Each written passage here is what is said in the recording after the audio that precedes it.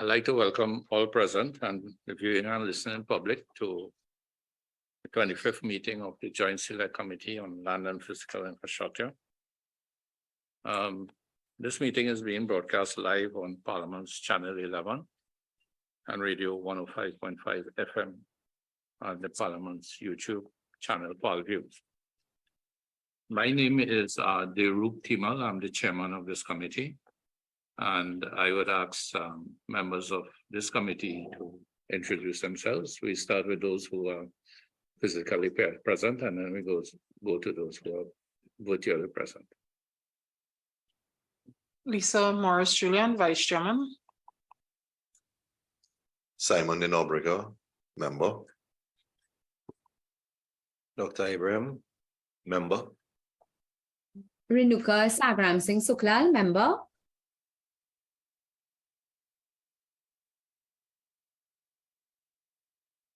Okay, and I think we have also with us Member Roberts.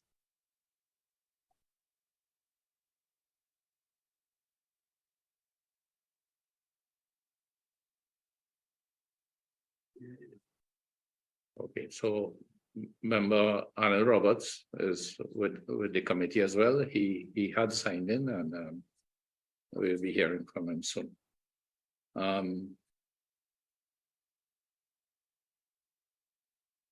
The purpose of this meeting is to commence the committee's third public hearing pursuant to its inquiry into the efficiency of road repairs, land slippages, and landslides throughout Trinidad and Tobago. Today we have officials from the Ministry of Works and Transport who is coming back for the second time before the committee. Ministry of Rural Development and Local Government also returning. Ministry of Agriculture, Land and Fisheries, who is appearing before us for the first time.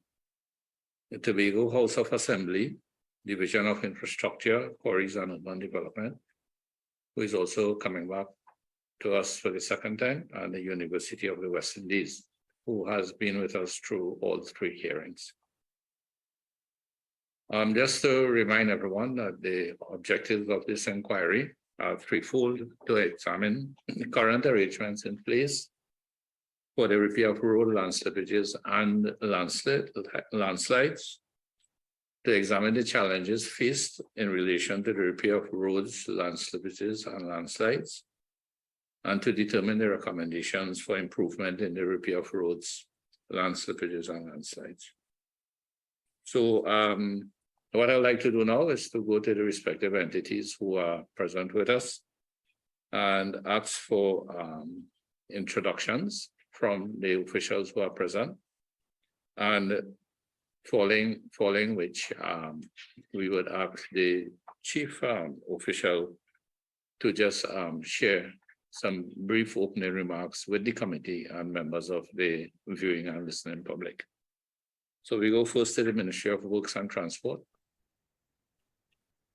Good afternoon, Teresa Preza, Acting Director of Highways. Good afternoon, all. Herbert George, Chairman of CIRIC and NITCO. Good afternoon, Mahadio Jagdeo, Director of PNT. Good afternoon, Hayden Phillip, Program Director, PURE, Ministry of Works and Transport. Good afternoon, Chairman, members of the Joint Select Committee.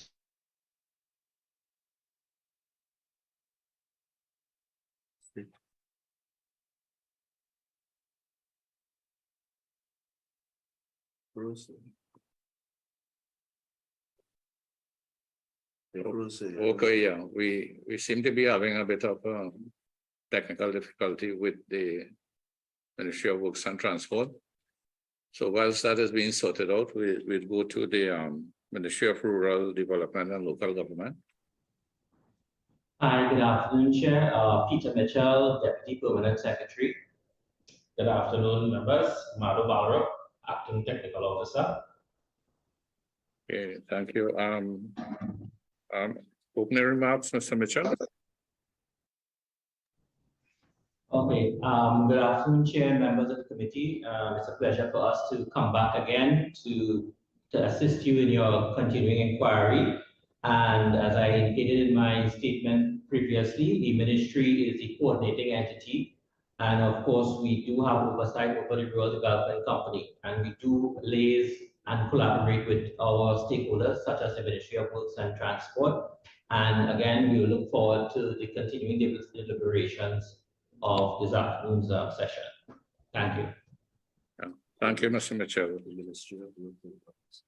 So I understand that the Ministry of Works and Transport, they all are back up. So we go to Mr. Alfred for his brief opening remarks.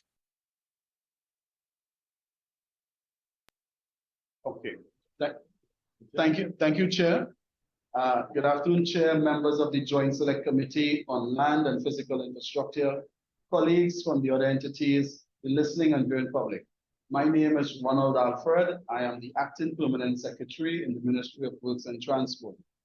The Ministry of Works and Transport is pleased once again to be called before this Joint Select Committee of Parliament, focused on road repairs, landslips, and land slippages. We look forward to the recommendations emanating from your final report, and today stand ready to assist the committee in its good work. I thank you. Thank you very much, Mr. Alfred. We go to the administrator of the THE, the IQUD.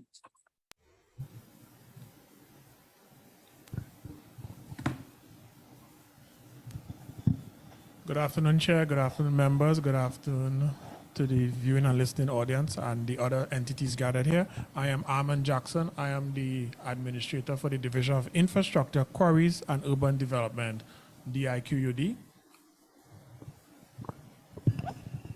Good afternoon, Chair. Good afternoon, members and other colleagues and listening audience.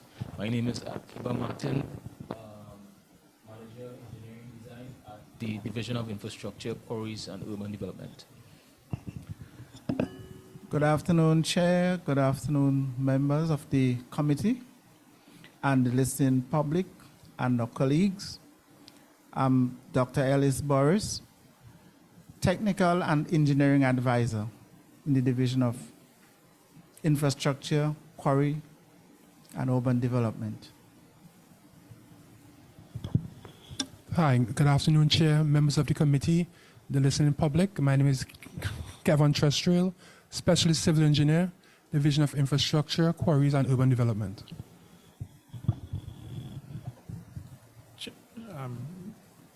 Thank you very much. Chair, the division welcomes the opportunity to again contribute to this inquiry into the efficiency of roads, land slippages, and landslides throughout Trinidad and Tobago.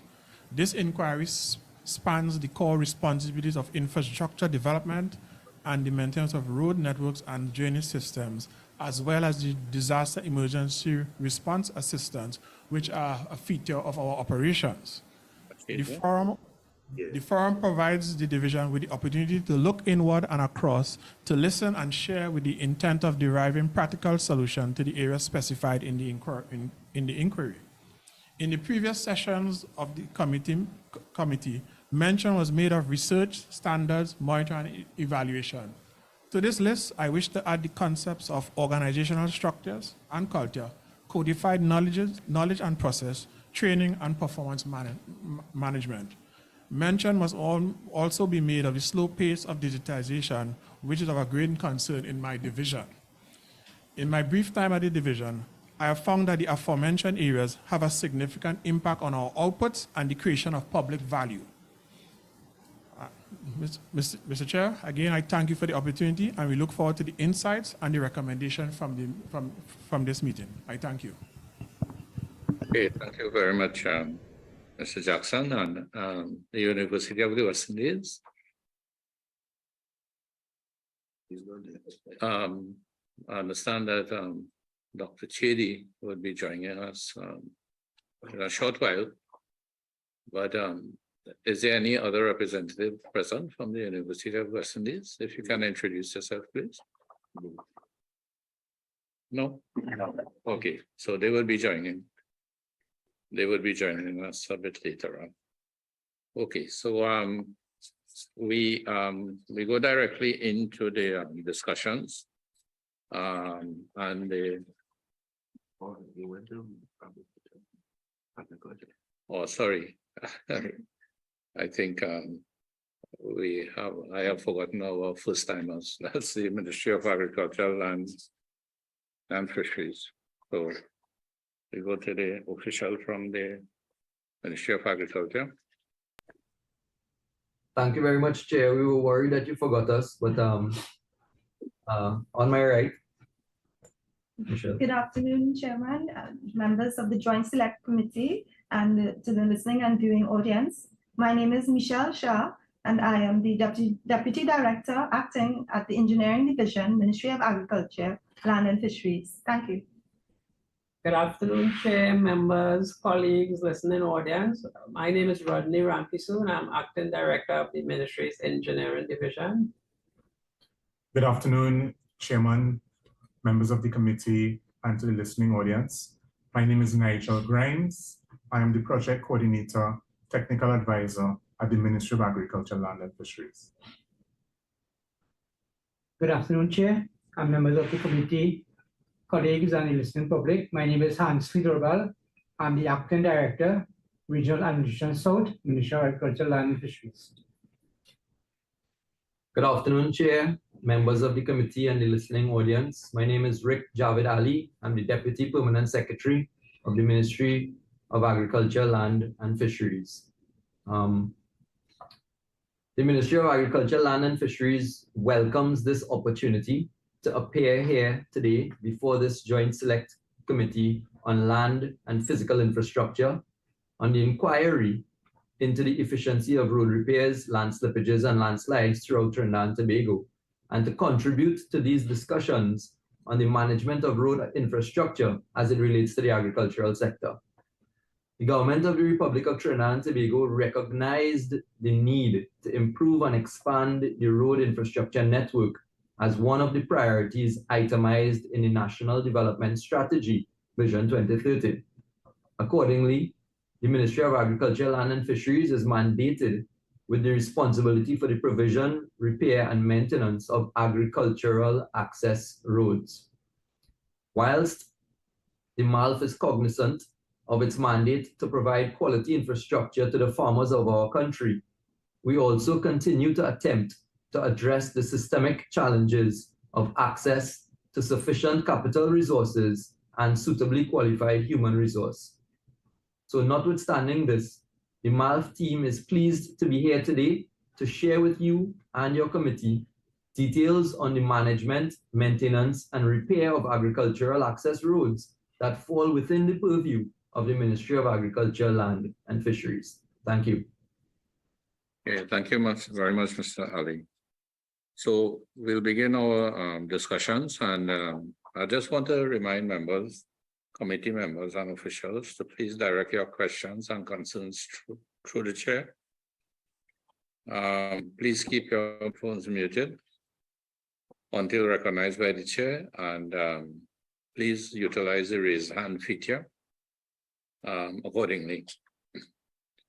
The viewing and listening public is invited to submit questions via the Parliament's YouTube channel and social media platforms.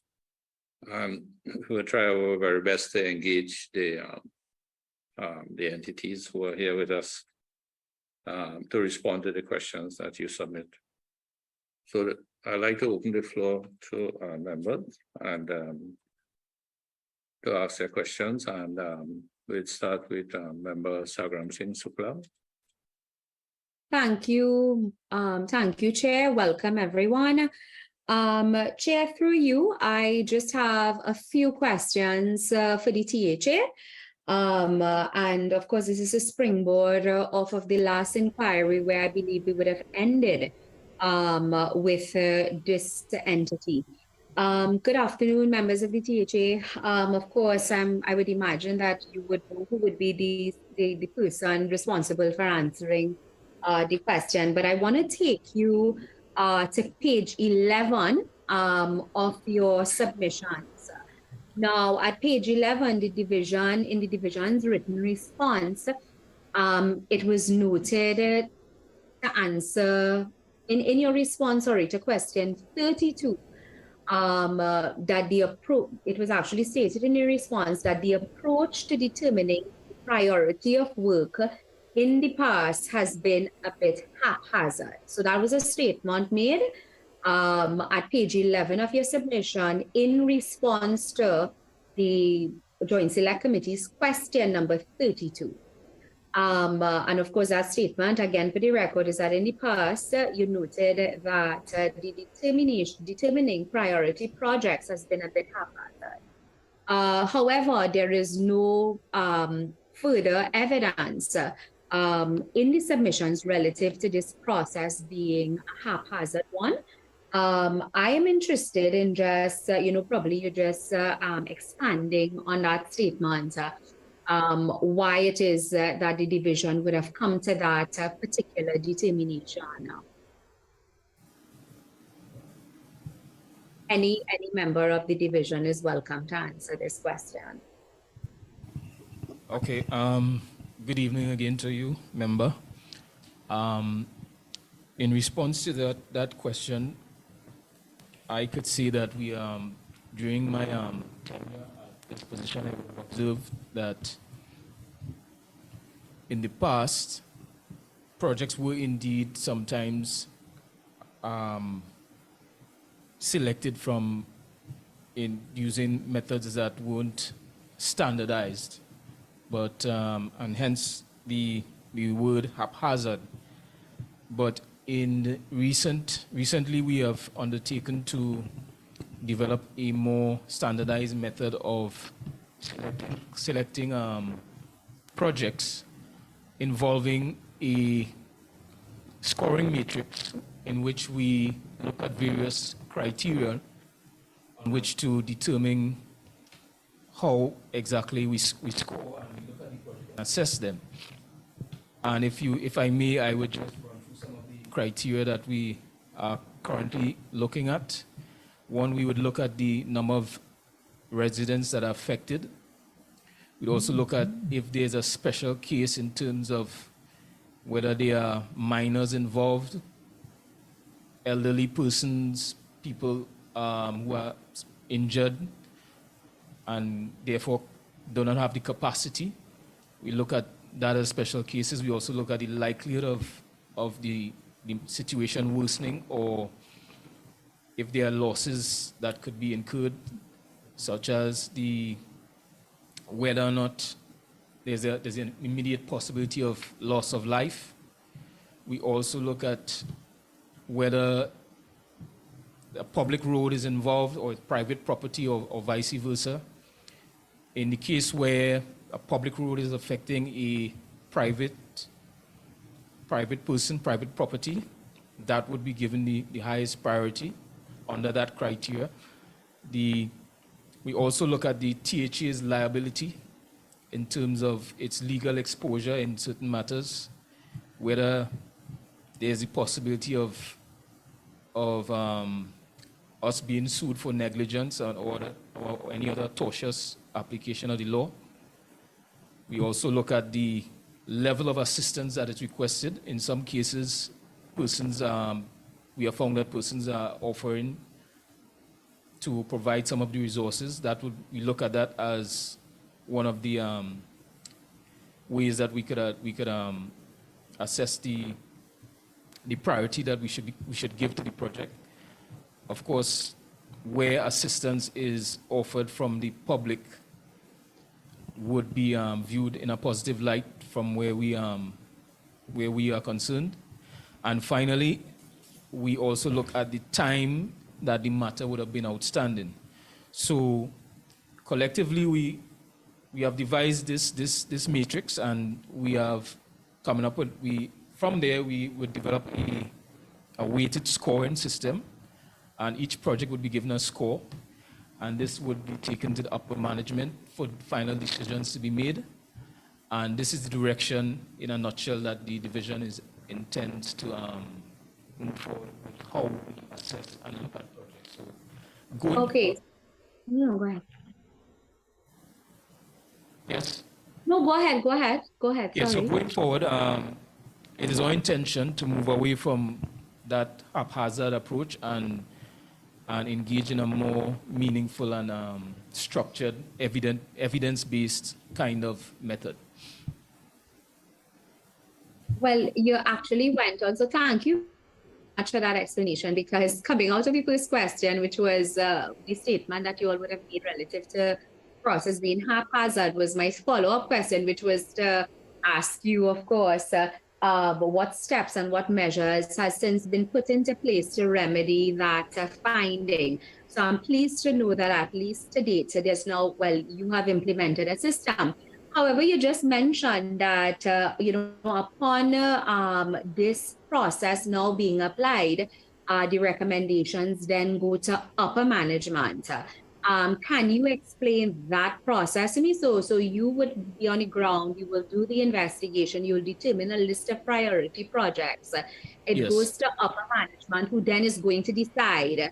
I would imagine they're not just outrightly adopting your recommendations on these priority projects.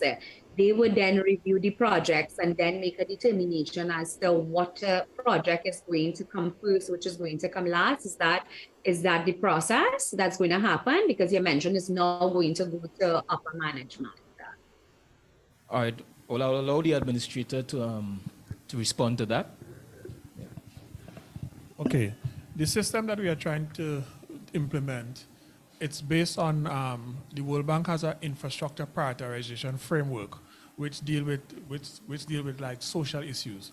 After the first set of work is done in terms of coming up with the first set of projects, that basket of projects, it would come to myself and the upper management, and we would look at it, and we'll also factor in. There are certain other factors like social things, certain things on the ground that we may be aware of, so that we could bring that input into it in terms of the prioritization. Essentially, once we do this thing evidence-based and objective, we should be able to capture a high degree of accuracy in terms of what we're doing. But it still has to be signed off, because we still have to decide how we allocating resources, because there's also a costing factor in this. And as an administrator, I will be responsible in terms of that costing element. So hence it would have to come to me.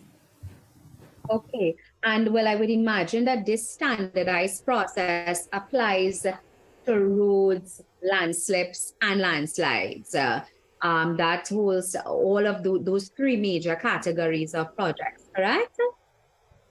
Yes. Okay, nice. Thank you most, sincerely for that contribution. Now, as we're on the topic of these road repairs and so on, in your submission, you provided critical weather-based road, coastal and drainage projects for fiscal 2022 to 2023 instead of the program of road repair and landslip works carded for fiscal 2023 to 2024, right? And that's that can be seen at Appendix 1. That being said, can you provide the division's program of road repair and landslips work carded for fiscal 2023 to 2024? And I would imagine that this same standardized process that you would have spoken about, that will be applied in determining the projects and so on.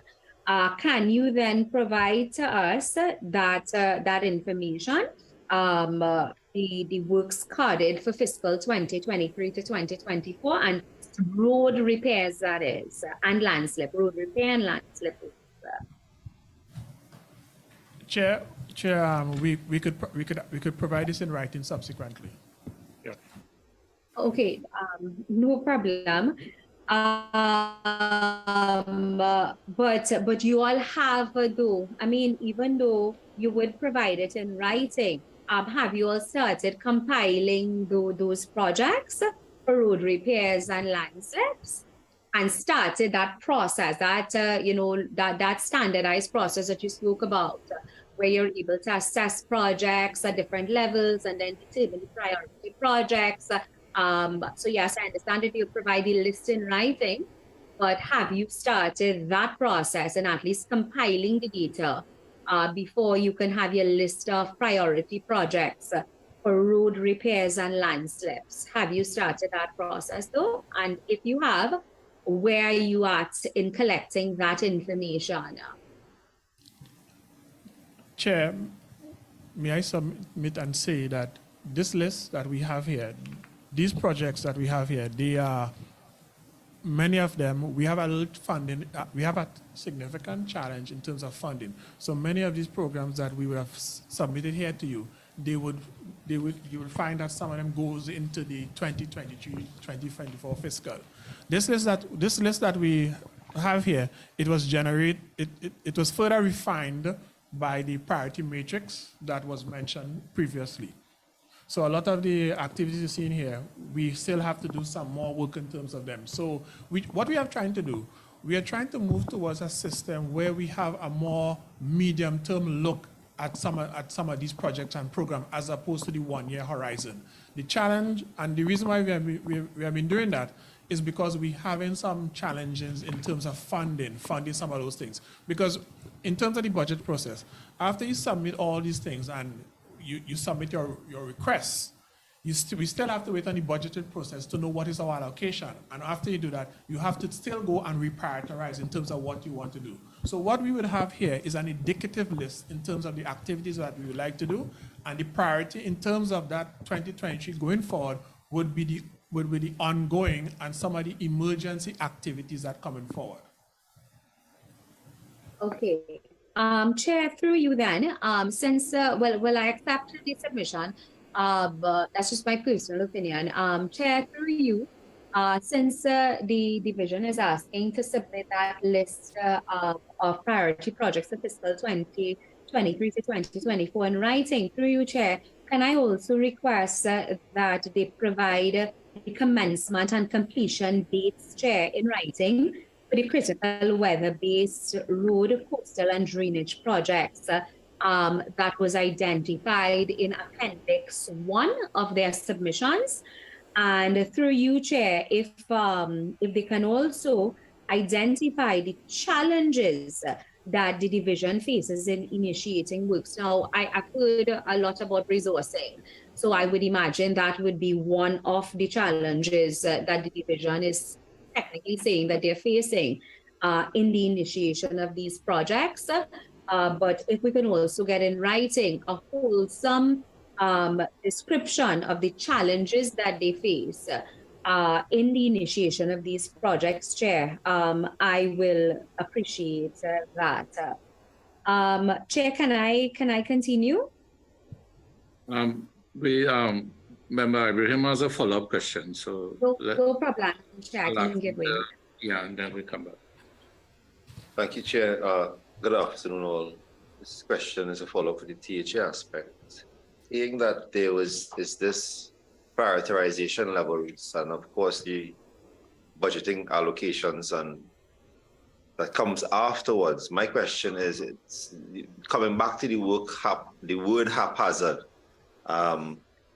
Although you are developing a standard approach, which is highly welcomed, and we would hope that it can stand up to this public and private scrutiny.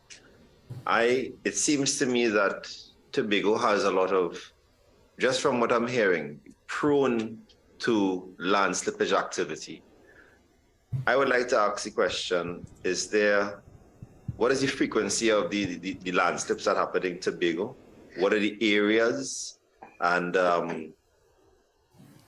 indicate how successful your current modalities of treating these work. Is it patchwork as done regularly because of the frequency?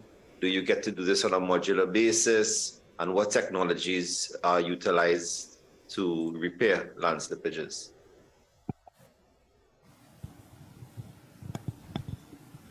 Okay, Chair, what has happened here with respect to the landslides and our land slippages in Tobago, we have some very serious areas where land slippages are taking place. Actually, we have one on the Bloody Bay Roxborough Road where there's a serious landslip there. If the rain continues the way it happened last year, we will have a serious cutoff, Bloody Bay, Lansford and Paladivere from going to Roxborough. Some of these we are tackling them. We are getting in the geotechnical specialists to look at the soil conditions and how we can best position the repair work that is to be done on one of the landslide. In the Bad Rock area, where presently, which is the connector between, the main connector between, Scarborough and Charlottesville, all those roads, villages passing Bell Garden. There's a serious landslide that we are taking into consideration just today. We have been looking at our approaches to how we're going to deal with the Bad Rock situation. If that landslide reoccur as it occurred last year with heavy rains, we can have a serious problem with respect to the traffic going towards Roxborough in that area. So we are technically, from a technical standpoint and from a geotechnical standpoint, we are actually trying to analyze, we are analyzing and coming up with the designs that are required to have these major land slippages dealt with.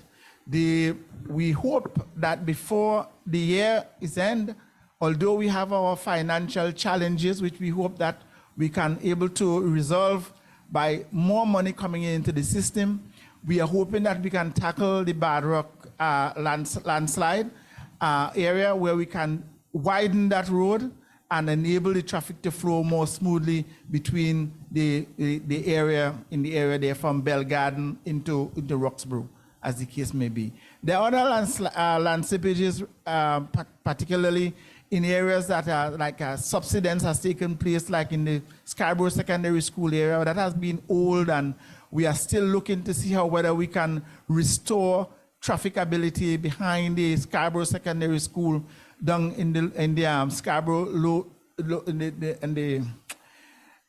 the low-lying area of Scarborough in the back of that school. We are trying to see how well we can manage that landslide. We have geotechnical studies which give us details as what is happening there, but the funding to deal with that problem at the Scarborough Secondary School landslip is not available. So we are studying and we are doing designs to ensure that we have it correct, and that when we make the corrections, that the corrected work can stand the test of time.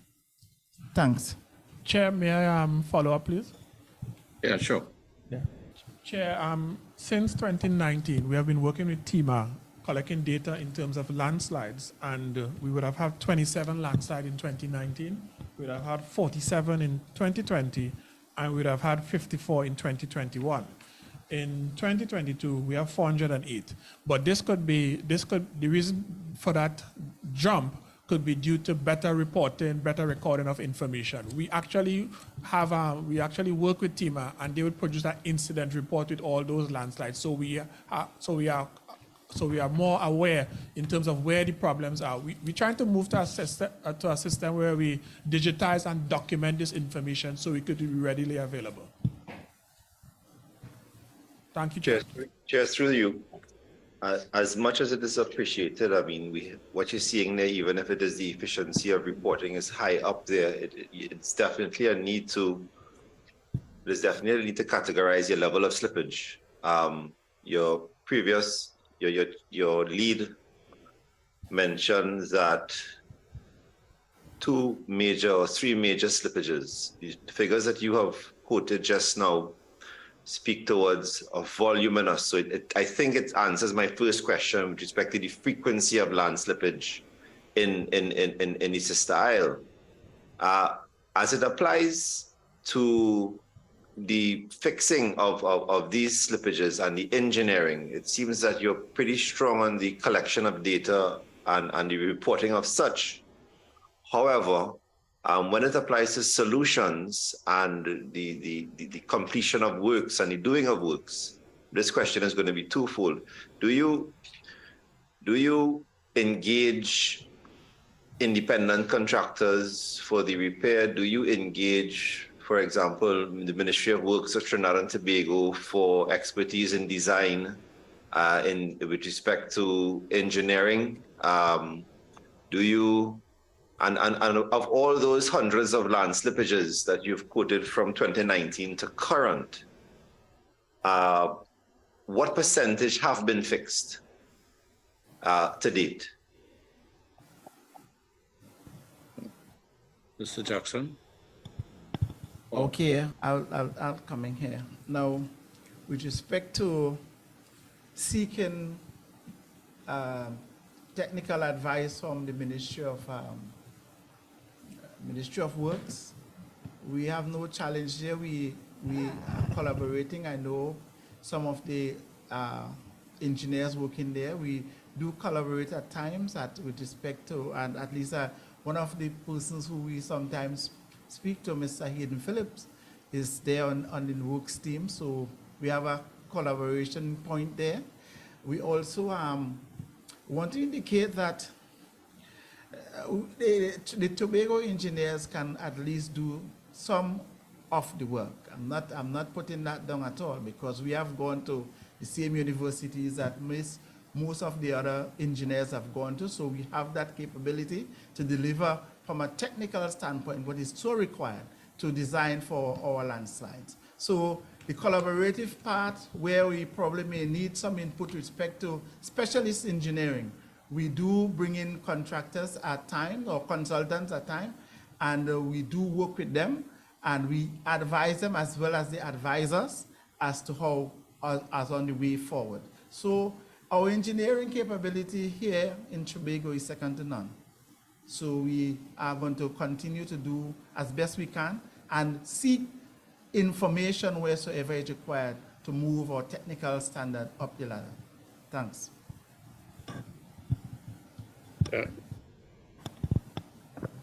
Jackson, would you be adding? I just want to add, Chair, that in terms of your second question, which is, if I recall correctly, the percentage of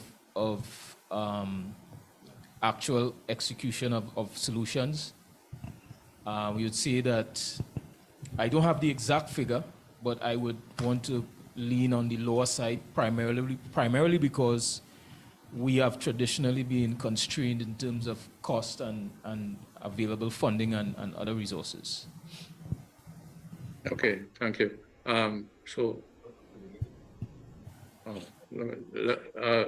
We'll go back to Member Sagram Singh, after which with Member Morris Julian has a question to ask.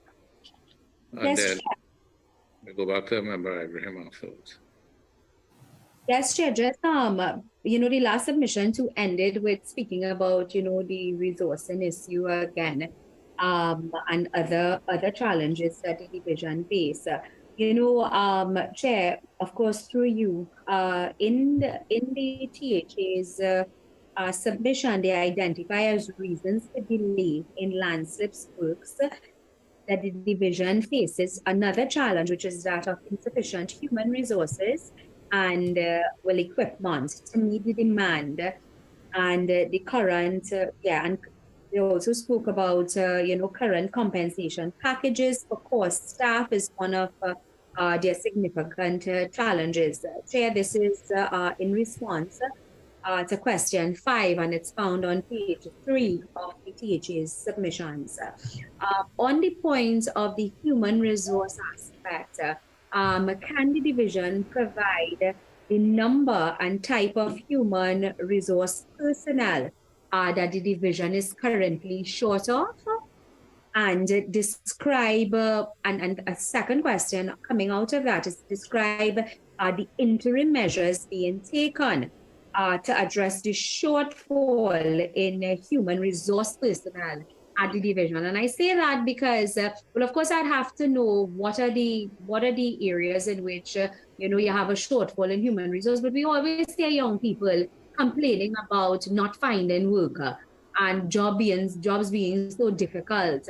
And I'm thinking that is why I want to start the conversation about where this shortfall is, the human resource shortfall one, and what measures, if any, have been taken by the division in order to try as best as possible to address this human resource shortfall that the division is saying accounts for or is one of the challenges that they are currently facing in being able to execute their mandate?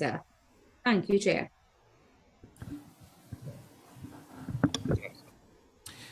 With respect to the technicality, with respect to human shortfall in the division, probably that has evolved over time. At one time, I know before this new administration, there was a lot of emphasis being placed on contracted services.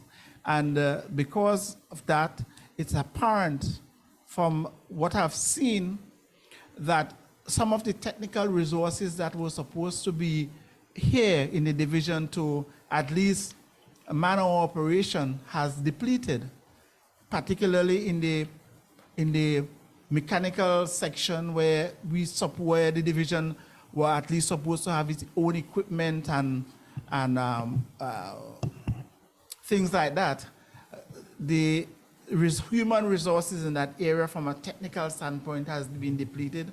There are some areas, particularly in the road. I just respectfully interject. When you say human resources depleted, that's people we're talking about. People, so yeah, I'm saying that people can be deleted respectfully. Is it that people are leaving the job, or people have been fired, or what is the reason for the there's a retirement. People retire and the positions have not been filled. So that's part of the problem. People retired, or some people may have moved on to other jobs, and then the positions that are in the public service have been left unfilled. So these and are particularly, the technicians, many of the technicians and some of the engineering positions, that's why there are some of our engineers are there on contract, but many of the engineering positions from a public service perspective are not filled.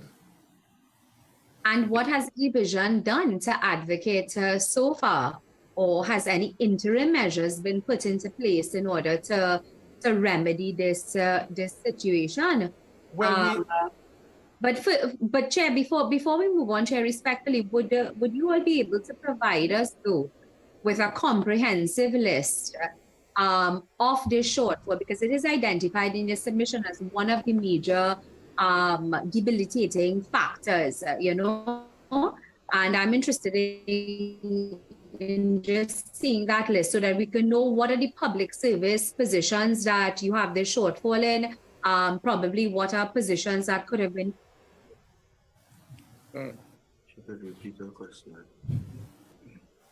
Yeah, Chair, you heard me? Yes, we are. Okay, all right. I understand what the questions being asked, and we will provide the information. And I just want to, Chair, let you know that rarely we have those public service positions. Many of them are not filled, and that's some of the challenges we are facing. Okay, so we'll be getting that in writing. Yes, Chair. I've already spoken. The administrator has already given his all clear to supply that information. Right. Okay. Okay. Thank you. So we go to Member Ibrahim and then Member Denovigan. So just rolling off of what we've just been discussing and recognizing the limitations. The lead in the THA said that they have human resource issues. We also have issues of plant equipment and machinery.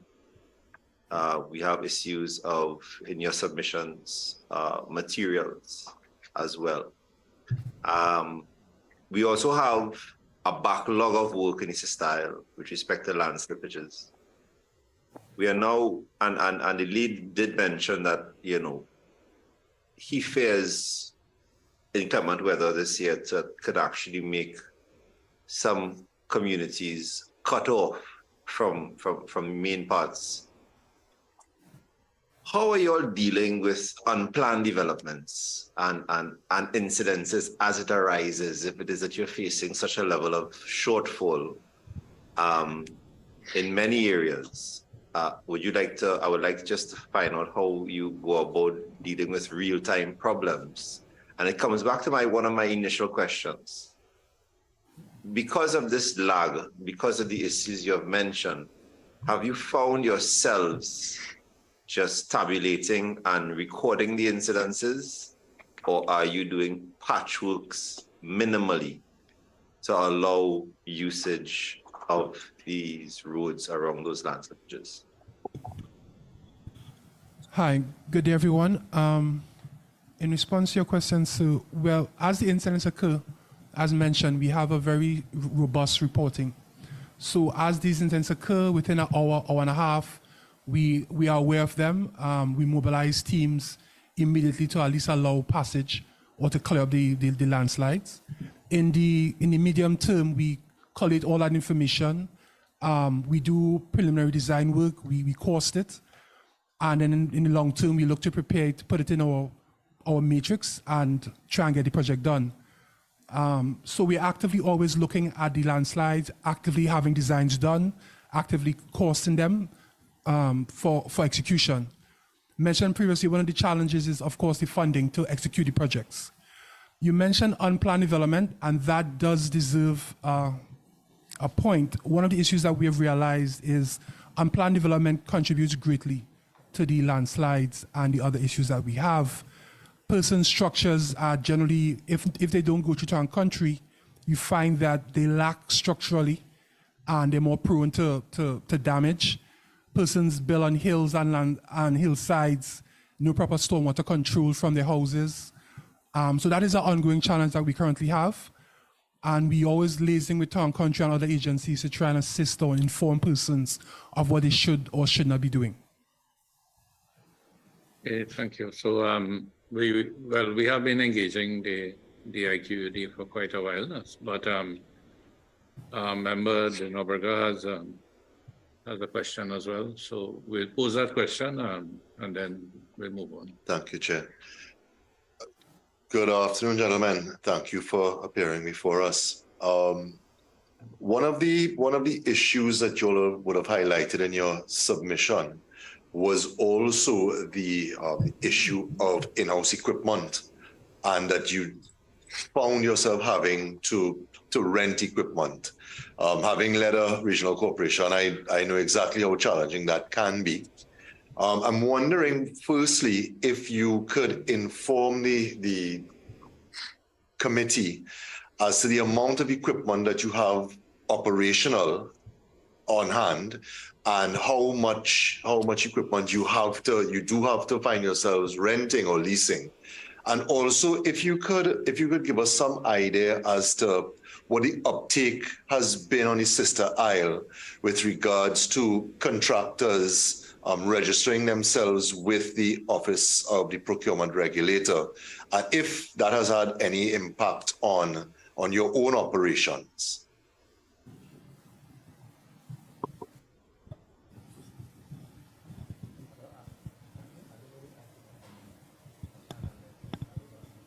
Okay, Chair, we would supply the information that the member has just spoken about, and we want to let the committee know that we have been heavily impacted with respect to lack of equipment in the division to have the work executed effectively and efficiently. And the contractors are used, some of the contractors are used, and at least with respect to the persons registering for to be engaged, that is ongoing at this point in time, and the administrator can give a little bit more detail on that. But all that you have requested, you will be surprised to know that the division probably must have one excavator or part of an excavator that is not that is functioning, and we just cannot deliver. The division does not have the necessary equipment to deliver and to have the work executed as best we can. I'm speaking from a very factual standpoint. So therefore, whatsoever information you have, you will actually see exactly what are our resources to execute work on all these landslides and land slippages that that exists on the island. We mainly have to involve the contractors at this point in time because of our lack of equipment and resources that are so required to have the roads effectively dealt with. Chair, Yeah, sure, member. Then Oberga has a follow-up question. Thank you, Chair, again, through you. I can commiserate. I know the challenges that you would be facing. Can you, I don't know if you can tell us now, or if that would also come in writing, what the selection process would be for selecting your internal selection process for selecting contractors to rent or lease from, firstly, and two, if you do have a maintenance schedule for your own equipment and what that maintenance schedule would be, and three, the challenges that you would face in actually maintaining that maintenance schedule, which I'm sure is also what will be impacting your equipment in no small part. Yes, for sure. We will give you all that is required, and it's really whatsoever is necessary to have our operation to be brought up to the highest level. We would try our best to see that being done, but I'm saying that we are strapped for equipment and strapped for resources to have all the work that we want to execute done. So all that is required that the committee can look at our circumstances would be delivered in a most efficient time, effective and efficient time, to ensure that decisions that are relevant to enabling our operation to move forward effectively being done. Thank you, Chairman. Just one more, if you don't mind. Last thing is, how much of your maintenance schedule goes into the budgetary process? Maybe I should clarify that. Do you have year on year a plan to restore specific pieces of equipment that then form part of your request for the budgetary process, and then if required, you have some sort of adjustment once the request versus allocation is realized? So if you could speak to us regarding that in terms of your allocation per year, per fiscal year, and how that is implemented in terms of the very challenging need to repair and maintain your equipment. Okay, thank you very much. What I know exists is that we need a fleet of good equipment, of new equipment. What we have there is not good. And therefore, I am saying, even though we arrange a budgetary arrangement for the maintenance program, that too will be depleted without having touched the main equipment that we can fix to enable us to go forward. So we are heavily dependent. We are heavily dependent on contracted equipment to have the work executed here. And therefore, it's against that background that I'm urging the administrator to ensure that we submit to get new equipment to enable for Tobago to function, or the vision to function and deliver to the people of Tobago better roads.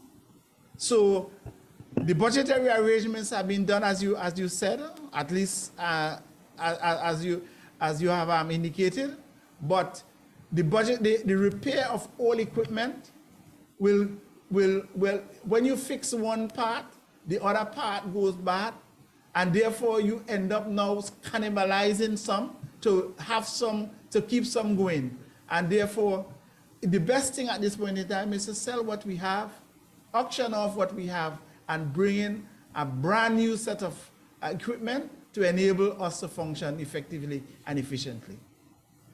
Okay, thank you, Dr. Boris. You mentioned something interesting, but I'm not going to put you on the spot where you mentioned part of an excavator. So please, I'm not going to ask you to identify the part, but I'll come to Mr. Jackson. Based on, we have been engaging you for a little while. Based on what we have heard, it all comes back to you, primarily due to your responsibility as administrator. And you did indicate in your opening remarks about other challenges other than the question of quality control and materials and resources and all of those things. You spoke about the organization structure, culture, training, and digitization. We have noted that. We know that based on the statistics that you have given to the committee, that you are dealing with an explosion, literal explosion of incidents. And for any entity to cope with that explosion, bearing in mind you would have had challenges already on board, and to actually plan, organize, and execute for this significant addition of work, we do appreciate that it's a major challenge. And if there is anything that you would want to put to the committee in writing that we have not asked and that you have not answered before, that could guide the committee in its deliberations and in the preparation of the report and the recommendations that we would be making, we would appreciate that input from you based on what have been discussed here today with you. Chair, I want to thank you, and I will endeavor to do what you would have requested, because in looking at the work of this committee, I sort of asked myself a question in terms of what we are doing. We sort of looking at the outputs, and when I say the outputs, the roads, the lands, we sort of looking at some of the symptoms. We haven't read, and there are some causes that we could also consider, because we have to ask ourselves, what is the organizational structure we have here using? What is the culture we also have here? And what are some of the processes? And so because sometimes I think that if we focus solely on there's a road and there's a landslip, which is what you see now, the symptoms, we may miss the causes and the problems that are inside. Maybe we have to look and ask ourselves, do we have the proper organizational structure to deliver what we are trying to do? Because there's an old adage that form follows function. When you figure out your function, what you're supposed to do, you formulate it in terms of how you structure your human resources and all those other different things there. So I will endeavor, I thank you for your request, and I'll endeavor to respond in due course. Thank you very much. Because due to limited time, we won't be able to ask about those things. But in terms of the, rather than having to play catch up all of the time, in terms of your preventative measures, your risk assessments, your survey of the areas that are risk prone, high risk areas due to landslips based on, the different factors, drainage, soil types, and all of those things. What consideration is being given to that, in how you're looking to organize yourselves to deal with, this high incidence of land slippages, because from all indications, it's going to, it's not going to get better as the years go by. So we want to get an appreciation from you as to, all the aspects that you all are looking at, so that the committee would be able to make appropriate recommendations. Yeah, I think Member Ibrahim did want to ask one question about the bitumen, because in your response to us, I think you had explained about delays from shipments from Barbados and I think Suriname. Member Ibrahim, I want to, if you could please just give us some brief information on that. And how critical a problem is that, and what measures are you taking in order to minimize the reoccurrence of, or to ensure that you have adequate supplies of bitumen, particularly for your road repair program?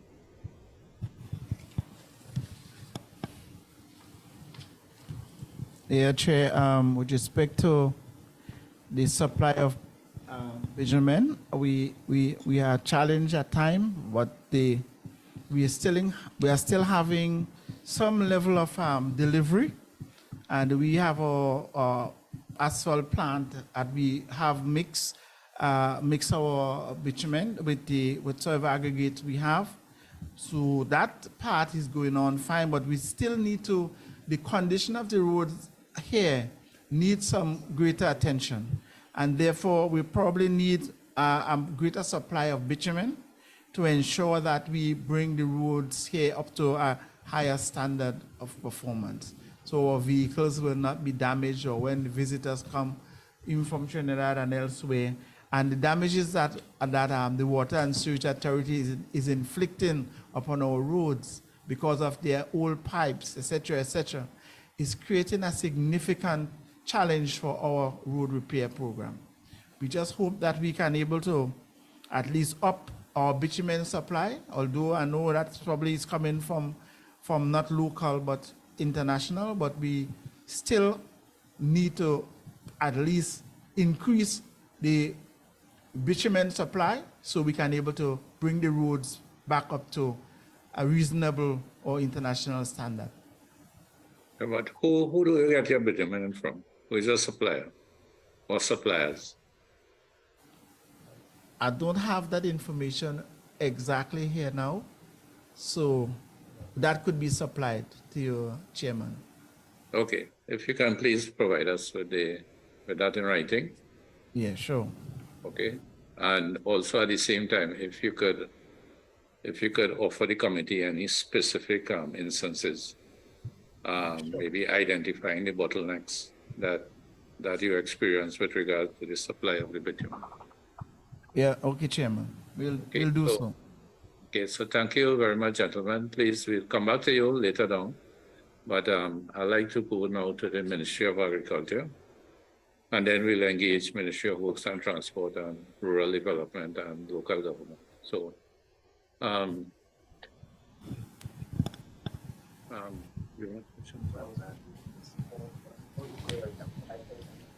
okay, so we go to Member Ibrahim. Thank you, Chair. Reference is made to the arrangements in place for the repair of roads, land slippages, and landslides on agricultural lands in Trinidad and Tobago. Is it possible that you provide the number and details of reports of poor road conditions received in the past 5 years from the following entities: the farming groups, the Permanent Secretary, Office of the Honorable Minister, and the regional administrating north and south offices through the extension officers within, as it pertains to reporting on the conditions of the roads and land slippages for agricultural lands in Trinidad and Tobago, for access to.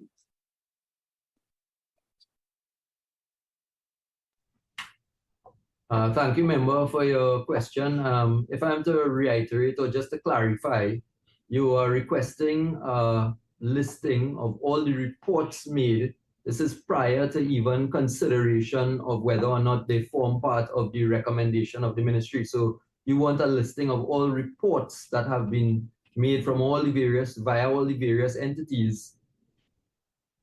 As it pertains to land slippages and road repair for access to agricultural lands. Well, yes, I guess it is possible. If your question is if it is possible, yes, it is possible. Would that have to be provided? Yes, we shall be happy to provide the committee with same. Yes. A follow-up question here with respect to your capabilities and the manners in executing road repair. Let's talk about standards of the road repair. Are there any updated standards do you keep abreast with new standards? And the reason why I'm asking is that in your submission, it was mentioned that the standards for the Ministry of Agriculture Access Road Program were mainly developed through exchange of the IADB and the Rural Access Road Program between the 1990s and 2000s. During this period of international consultation, firms developed standard designs and specifications for routine and periodic road maintenance and road rehabilitation. The standards developed and maintained to date in line with international standards for low volume rural roads. Have there been a change of keeping up of abreast following the recommendations by these two international bodies, or have we just been patch and repair as it go by? Thank you very much, member, for your question. I'm going to refer this specific question to the Director of Engineering, Mr. Rodney Ramkisoon. Good afternoon, Chair. Yes, we have been keeping abreast of all the developments in road construction, particularly low volume roads, and we have been doing a bit of innovation on our own. For instance, we are developing a kind of coal mix using oil sand mixed with blue limestone aggregate, and it has been working well as a sealant instead of having to use hot mix asphalt, which is a lot more expensive. Right, so we are continuously improving and making adjustments as we go along based on our own experience within our ministry. We do have our own soil mechanical lab, so we do our own research and so on to improve our road maintenance system. Okay, just a follow-up question. In terms of that alternative mix that you're looking at, the coal mix with the aggregates, have you has there been any collaboration with like the University of the West Indies regarding that mix design, or is that just an internal effort of the Ministry of Agriculture? Go ahead. Yeah, for now it's an internal arrangement, but we have in 2021, I believe, we signed an MOU with the engineering department in at the UB. Right, we have mostly dealt with so far with the water management side at UB, that is Dr. Cooper, but we do want to get with the highways part of the civil engineering department to continue that to look at that research. But we haven't done that as yet. And so far, it's just internal to the Ministry of Agriculture. Yeah, okay. Thank you. Yeah, Member Ibrahim. Thank you, Chair. I would, based upon what the chairman just said, I would encourage that relationship for the purpose of roads and development with UWI. And if it is that your in-house mix is standing up to the test, please, have it be as an exchange of ideas between both parties, and if it can be applicable to some of our issues nationwide. Your submission indicated about your monitoring processes, and I basically wanted to come back to, because we hear the questions, we see the floods, we see the effects, we hear the cries. Are you short-staffed in the areas when it comes to monitoring and reporting of all access roads in Trinidad and Tobago as it applies to the roads specific for agricultural access and through all the network of agricultural roads you would have? Is there a shortfall there? And if so or not, what is the process you follow when it is you get a report from one of your field officers, and what happens with respect to remedying the issues? So once again, member, thank you very much for your question. And once again, and your suggestion regarding sharing of the information with the UE, if it turns out to be research successful, In respect of your current question, I'm going to again refer to the Director of Engineering for some feedback regarding the status of the human resource capacity of that engineering section. Yes, thank you, member. Indeed, we are quite short-staffed. We are quite short-staffed.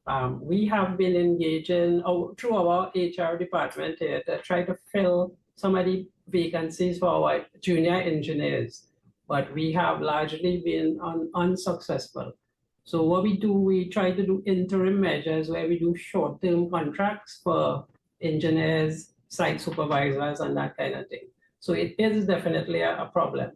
With respect to continuous identification of problem roads, we are a multidisciplinary ministry, meaning we are the engineering division is the only engineering division that deals with engineering in our whole ministry. So we depend on our extension people through our regional administration, north and south, to help identify problems in the road network.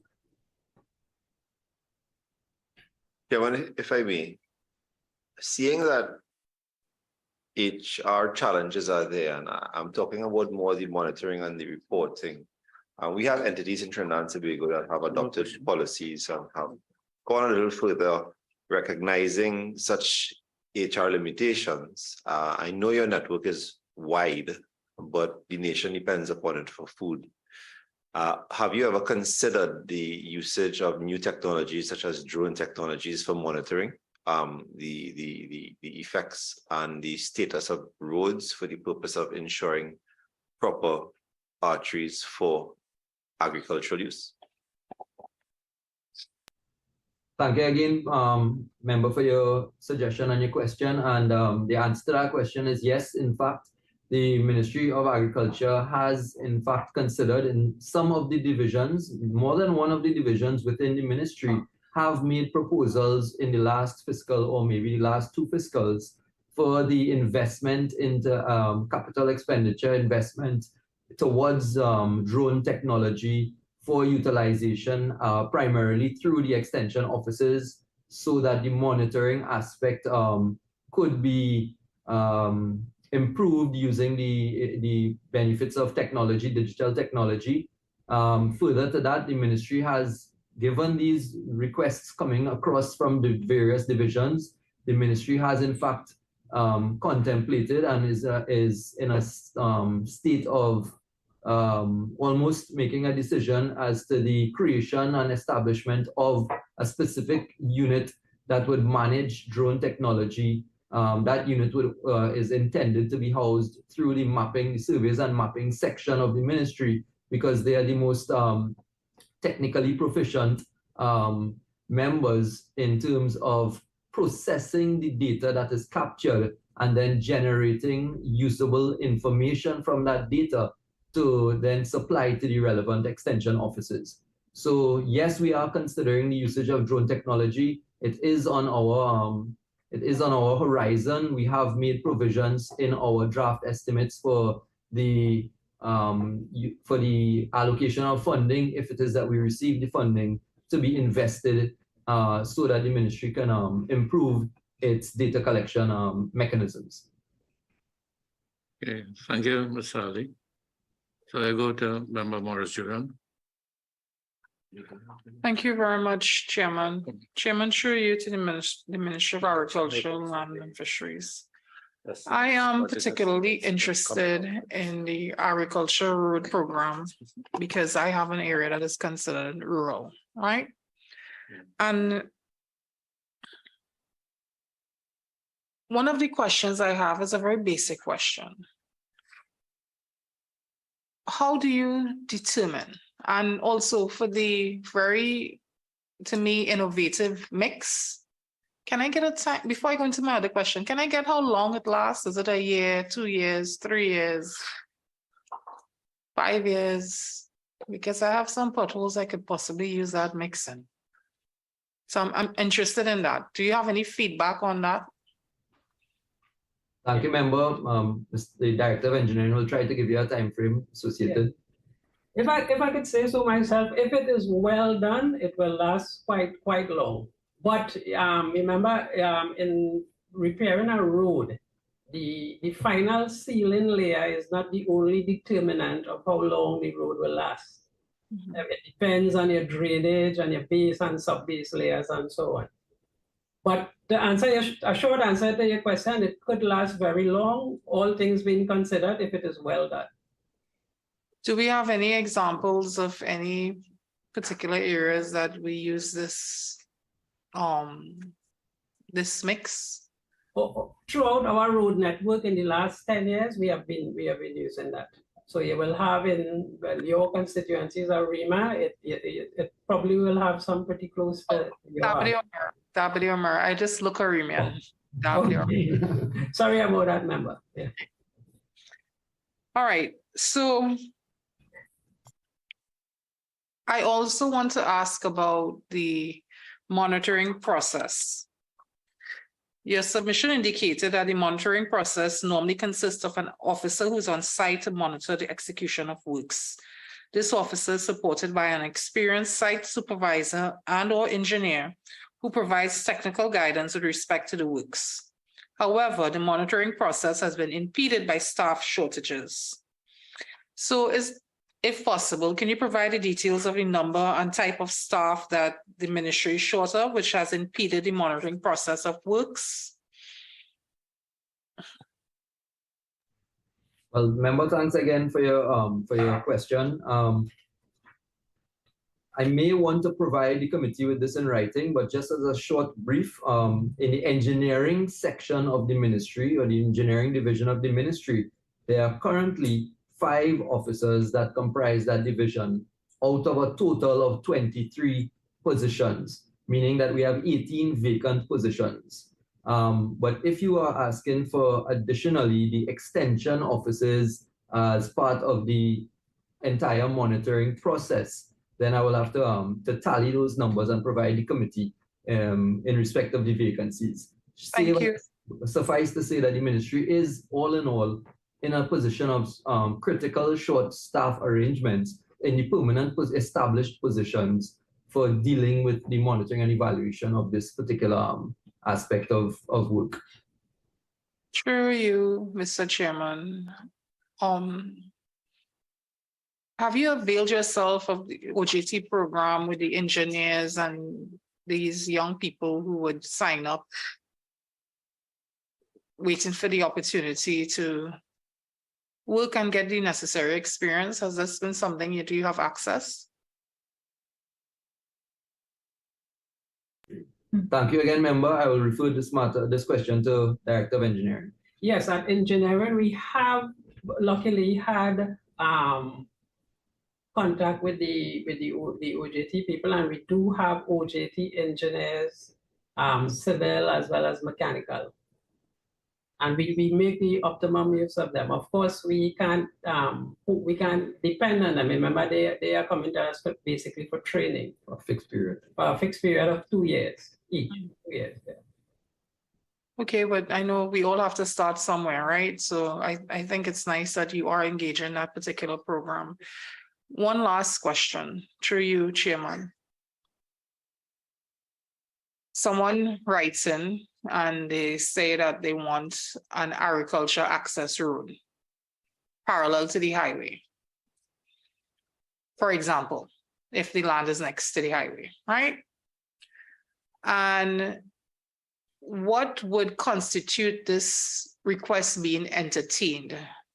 If, for example, you go and you see, I don't know, apartment buildings or houses, but the land is primarily agriculture, is there an investigation process when determining what agricultural access road is priority?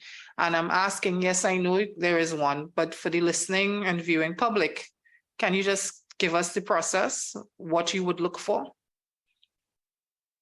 And that's my last question, Chairman. Thank you very much, member. And and yes, I'll try my best to give you a brief synopsis of the process that is involved in the selection of roads when being considered. But I would also want to draw reference to our submission, our initial submission, which would have itemized that roads are prioritized based on specific criteria. Notwithstanding what we would have submitted previously, Firstly, when a report is made to the ministry via the farmers or farming community, whether it be through the Honorable Minister's office or the executive of the ministry, or whether it be through the various extension offices, the regional administration offices, or even through the engineering section, the extension offices, the regional admin north and south officers, conduct site inspections. So they investigate the report, first of all, to determine the location and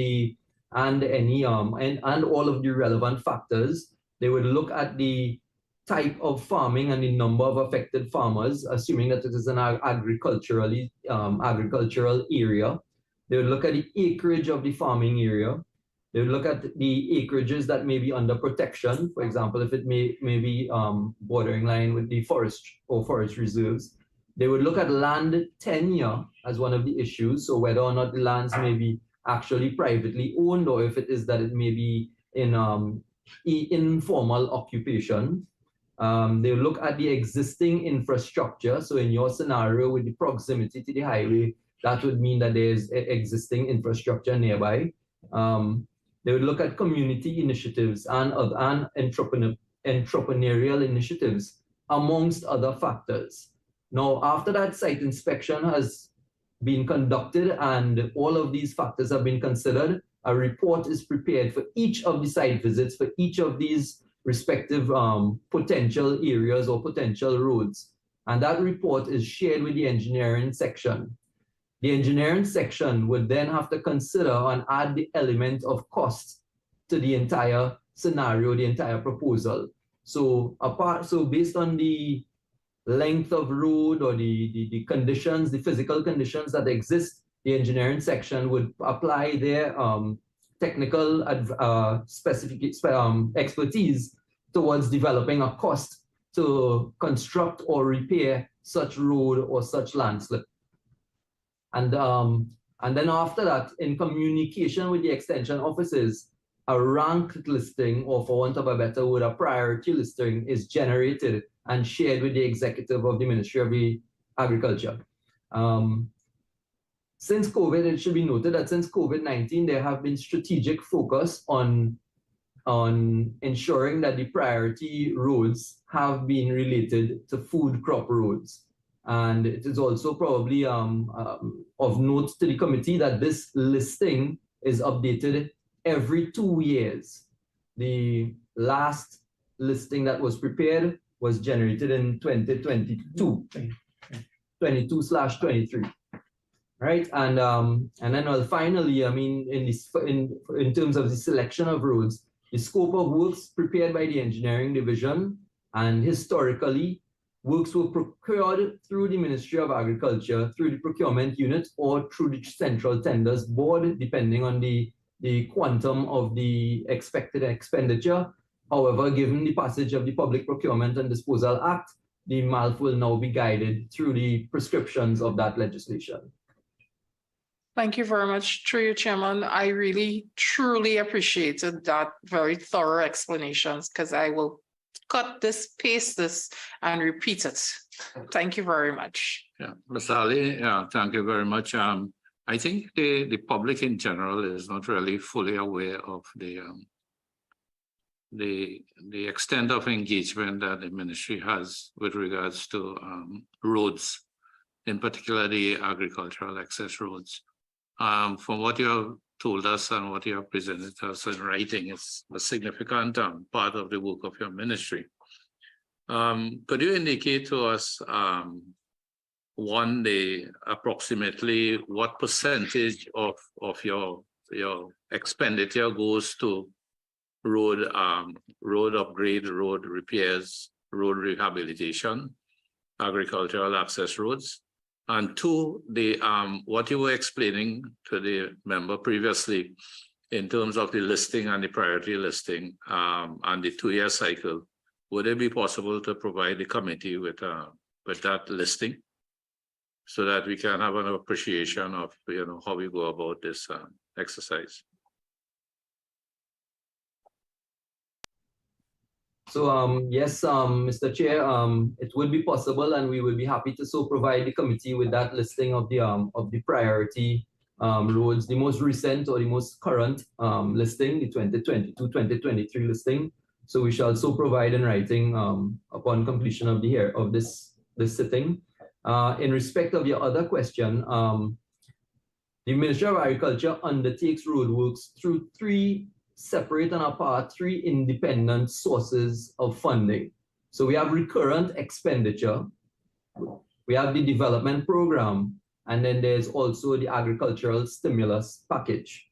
And if it is that you would like us to, again, I can provide you with the numbers in respect of the quantum of funds that would have been requested under the development program, the quantum of funds that would have been allocated under the recurrent, the development program, and the stimulus package, and also maybe even the quantum of funds that would have been accessed over the past, I assume that you're asking for over the past 5-year period. So I would be happy to provide the committee with that in writing if you would accept such. Yes, we would accept. And also if you could indicate specifically what sort of percentage goes towards your road rehabilitation, road upgrade, road repairs. Sure. So as a percentage of the total budget of the ministry. Yeah, percentage. No problem. Yeah. Sure, no problem.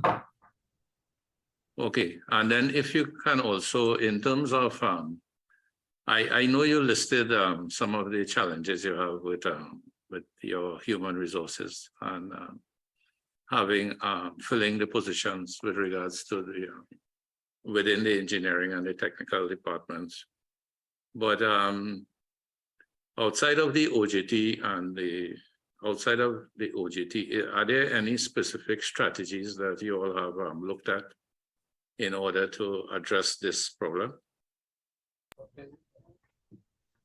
Thank you again, Mr. Chair. And yes, the ministry has actively been pursuing at least 2 other independent strategies. Namely, number one, our HR department has been in continuous communication with the Public Service Commission to try or to attempt to fill the actual vacancies that exist on the establishment in particular areas of the ministry, including the engineering department and the regional administration departments, where this monitoring of and delivery of this essential road service is provided. And secondly, and as an interim and maybe a more timely manner, we have explored and engaged the possibility of short-term contract employment to try to address in a more immediate capacity the more pressing needs for vacancies where possible. Yes. Okay. Thank you very much. We look forward to getting all those things in writing as you have indicated. Member, yeah, I go to member Denobriga. Good afternoon. I was going through your submission, and I'm only seeing one reference. I believe it would have been on page 8 to drainage as part of this the entire process.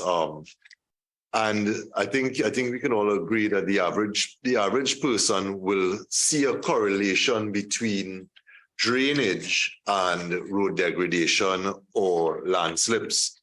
So I was hoping that we could have I could get some sort of feedback from the team as to what sort of drainage design goes into the construction of an agricultural road, and how that is done. And then in addition to that, if I could ask if, especially in specific topography, if you all also include green solutions like the vetiver grass to shore up the hillsides above and below these roads as part of your solutions. Thank you very much, member, for your question. I will refer the question to the Director of Engineering to give you some insight. Okay, so drainage design is an integral part of any road rehabilitation, periodic repair, any kind of road works we do, drainage is an integral part of it. So we have earthen drains, we have concrete box drains, inward drains, and we also have lateral drainage, of course, with bridges and culverts and so on.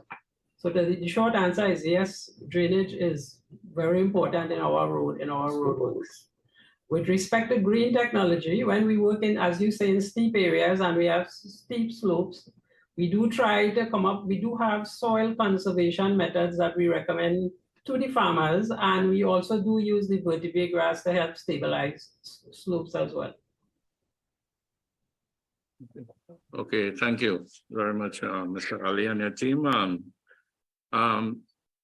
We'll probably go on the same question of drainage. We go to the Ministry of Works and Transport. And last time that you all were here before us, the officials from the Ministry of Works and Transport, you all are hearing us? Yes, Chair. Yeah, we did, I think Mr. Herbert George, during responding to one of the questions that was asked by a member of the committee, did allude to the question of undertaking drainage works, drainage upgrade works simultaneously with the road upgrade works and road repairs. Because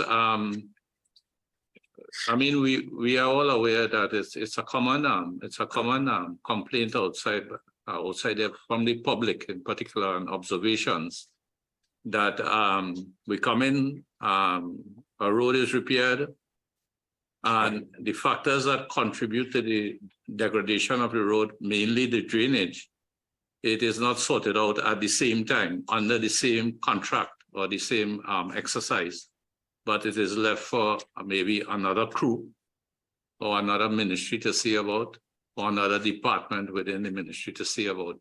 So when Mr. George mentioned about simultaneously addressing the road repair with the drainage upgrade, necessary drainage works, it caught my attention in particular, because I am asking if this is the new trust or enhanced trust of the ministry in this regard, to ensure that those two are done at the same time. And the reason I asked too is because, I mean, I in St. Augustine there at the University of the West Indies, the southern entrance, that road between the university and the highway was in terrible condition. You know, the contractor came, did a fantastic job, took up the asphalt, repaved the road. And exactly the problem I'm talking about was not addressed, because the road is paved, the runoff from the road hits the verge, which is at a higher elevation than the road. The water ponds on the edge of the road, vehicles are passing over it, and the road is going to, well, it's going to deteriorate again. And we see this happening all the time, all over the place. In fact, we have drains that the invert levels are higher than the road, some box drains. The water leaving the road does not reach the box drains in some case. And we see repairs being done all the time just to upgrade the roads. Drainage is not being addressed. So Ministry of Works and Transport, how are we looking at this? How are we looking at this situation going down the road? Thank you for your question, Chairman. Yes, indeed, we intend to carry out the improvement of drainage as part of the works associated with repairs to the roadway, because so that when we scope the work to be done, drainage will be an element of the activities to be carried out by the contractor. Because we recognize that drainage is of critical importance, both in alleviating landslips and in preserving the durability of our roads. And once you have a situation where you have ponding of stormwater on the road, followed by road use. You can have degradation of the wearing surface, and even if it's not totally degraded, you can have seepage of stormwater into the sublayers, and that will cause a loss of strength, and eventually with repeated use or with continued use, that road will deteriorate. So yes, we shall be looking at drainage as part of the activity to be done at the same time, or at the time when we do road rehabilitation or improvement. So yes, that will be our approach. Okay, well, the question, there's a question that follows in that in terms of the maintenance of verges, road verges, we know it's always a challenge, but a lot of them are grassed verges. A lot of them, almost all of them, are grass verges. There's profuse growth of grass, and then in terms of the roads, we do have some sediments coming off of the road, that lodges itself on the edge of the verge, and it builds up over a period of time. So it prevents that water from the road really getting into the drains. The observations are that maintenance of the verges are done really not in a planned way. Well, that is the impression that is there. And whether the Ministry of Works and CIRIC would be looking at it, because, I mean, we may think it is basic, but it really prevents the water from getting into the drains. Thank you, Chair. What we will do as CIRIC, we will try in the development of our roads or the repairs of our roads to slope those roads so that stormwater runs off the road into the side ditches. There are situations where there are no shoulders, and the sides of the road sometimes are higher than the level of the road. In cases like that, one has to shave off as far as possible that extra build-up of soil that we have immediately on the edge of the road, because that will just be a dam for stormwater. And or we will have to have some shallow drain along the base of those edges or those mounds, and take it out at regular intervals into a proper side drain on the side of the road. So yes, we look at those things with a view to creating proper drainage along those roads. Yeah, so I'm relieved at your response, Sir George, in that I think that the verge maintenance, definitely you would have to look at including, cut channels. It need not be paved channels. It could be earthen channels that could really assist with solving this problem. Because I said, it looks a basic thing, but the consequences of not having it done are tremendous in terms of deterioration of roads. So coming back to the question of alternative materials for road repairs and road rehabilitation, the Ministry of Works and Transport did mention that you are, in response to question 17, that you are considering other mixes, and you listed 4 of them, but I'd just like to ask questions about 2. You mentioned rubberized asphalt concrete, utilizing rubber produced from used tires as one optional mix and the other one is using the RAP, the reclaimed asphalt pavement, which comes up, the asphalt which comes up from the milling of the pavements that is done, is very prevalent now. I think almost every road that is being repaved, milling takes place. So if you could inform us as to where we are with these mixes, are the trial mixes in progress? You know, what are the results, the initial results? You know, how do we intend to go forward? Is it feasible to commercialize these operations? Would it be feasible in comparison with the traditional asphaltic concrete mixes? And along those lines, if we can get some responses, please. Thank you, Chairman. I defer to Mr. Phillips of Pure. He has first-hand information on the use of those materials. Thank you for the question, Chairman. I would start with the RAP first, which is the reclaimed asphalt pavement. At Pure, we have been experimenting and doing work with this since the early 2000s, together with the University of West Indies and Raymond Charles. We have reached far along with this to date. We actually do it three ways. We actually do, when we're doing most of the roads now, we see us mill, like plenty areas on the CR highway, plenty areas on the Kalapath-Maharaj road. We'll come in-house. It's a whole process. So you go out, you test the existing roadway to see what strength it has. Then you know what strength you have to add to that to bring it up to the required strength you need for your level of traffic, both volume and weights. So after we come up with these designs, we have about 8 to 10 contractors in the country that has the capability of doing this, which is what we call a recycling machine.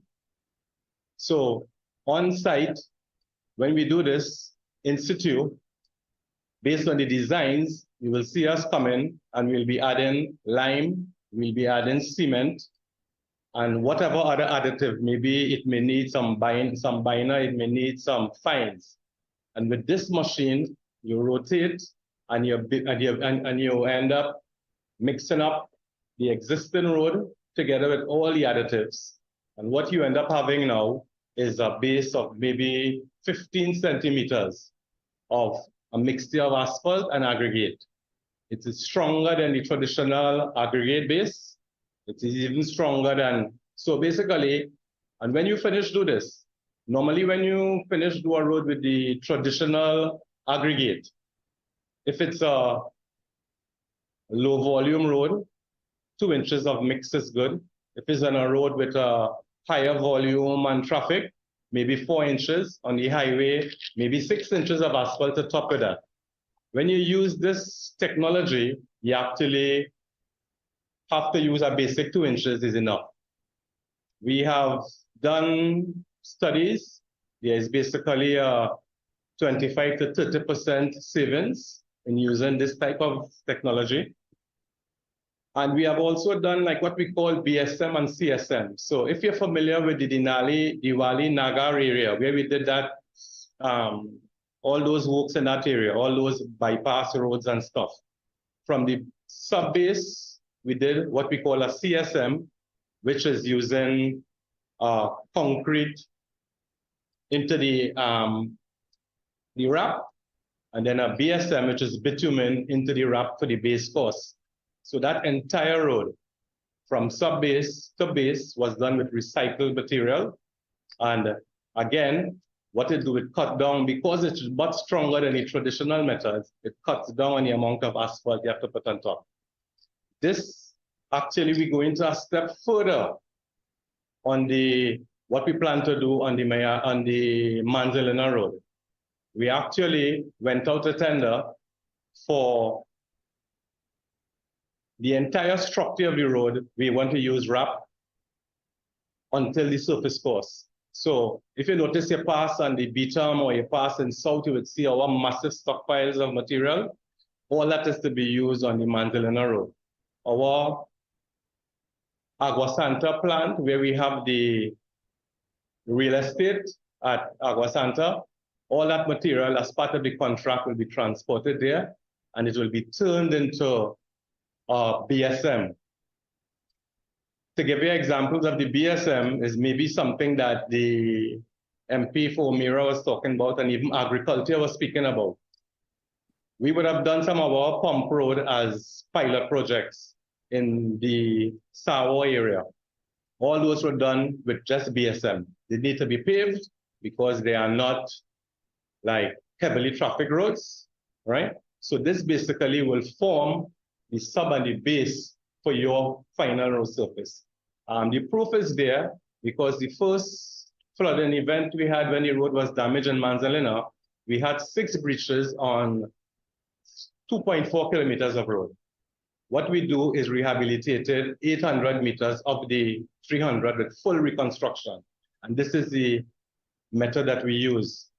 With this last flood event, we had 16 breaches over 3.7 kilometers of road. Suffice to say, all the areas that we use this technology, that 800 meters stood up, wasn't damaged by the flood. So we know the technology works.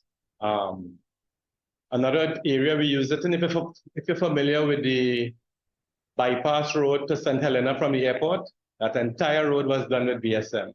So it's nothing new to us. We're just going at higher levels and we actually, at the ministry, earlier when we started it, we would use UE and the private sector. The pure unit through the Ministry of Works have now bought these equipment. We have the testing equipment, we have the lab. It's a very small, it's not really expensive. So we do all our designs in-house, all our testing in-house. So right now we're just exploring and moving more because RAP in most foreign countries, RAP is considered like black gold, meaning you have limited resources in with your aggregate supply, is not renewable, right? And when you pave on a road over and over, right? And then when you come and just rip this up and throw it away, right? Basically, that's what this technology does. Use back all that resource, all that money you spend there, and it comes back to work for you. And before we started to do it in a large way, we basically used to misuse this RAP. You know, fill a hole here, give the corporation, give people to fill up the roads and not being used properly. So right now there's a zero tolerance on this RAP material because we plan to use it there. Also, we have a major project to come on stream very soon. We have actually out the tender already, which is the upgrade of the Omira Road. And we are going to be using that RAP system to do our base and sub-base in that area. So we're very far advanced with this new technology. With respect to the rubberize, I mean, we are looking at it from an environmental point of view. We have all these tires and we know what it does to the environment, the carbon footprint, etc. Kariri has done a design and for using it. As I say, we try to partner with everybody that we could.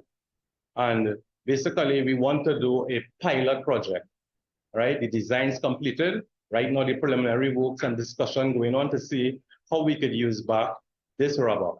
Now, SwimCall had bought an equipment to shred the rubber, but the sizes that it's shredding in is not suited to go into an asphalt plant.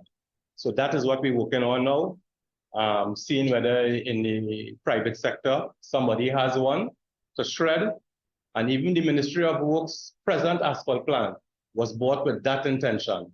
We didn't buy the addition. It's supposed to buy an addition to it in order to feed the plant. So that is where we are now, in discussions with Kariri. With that, looking at a suitable place for a pilot project. And as well as I said, just trying to source how we could crumb this rubber, let's call it crumb rubber, in order to feed into the asphalt. What that will do also, it will cut down on the amount of bitumen you need to add to your asphalt.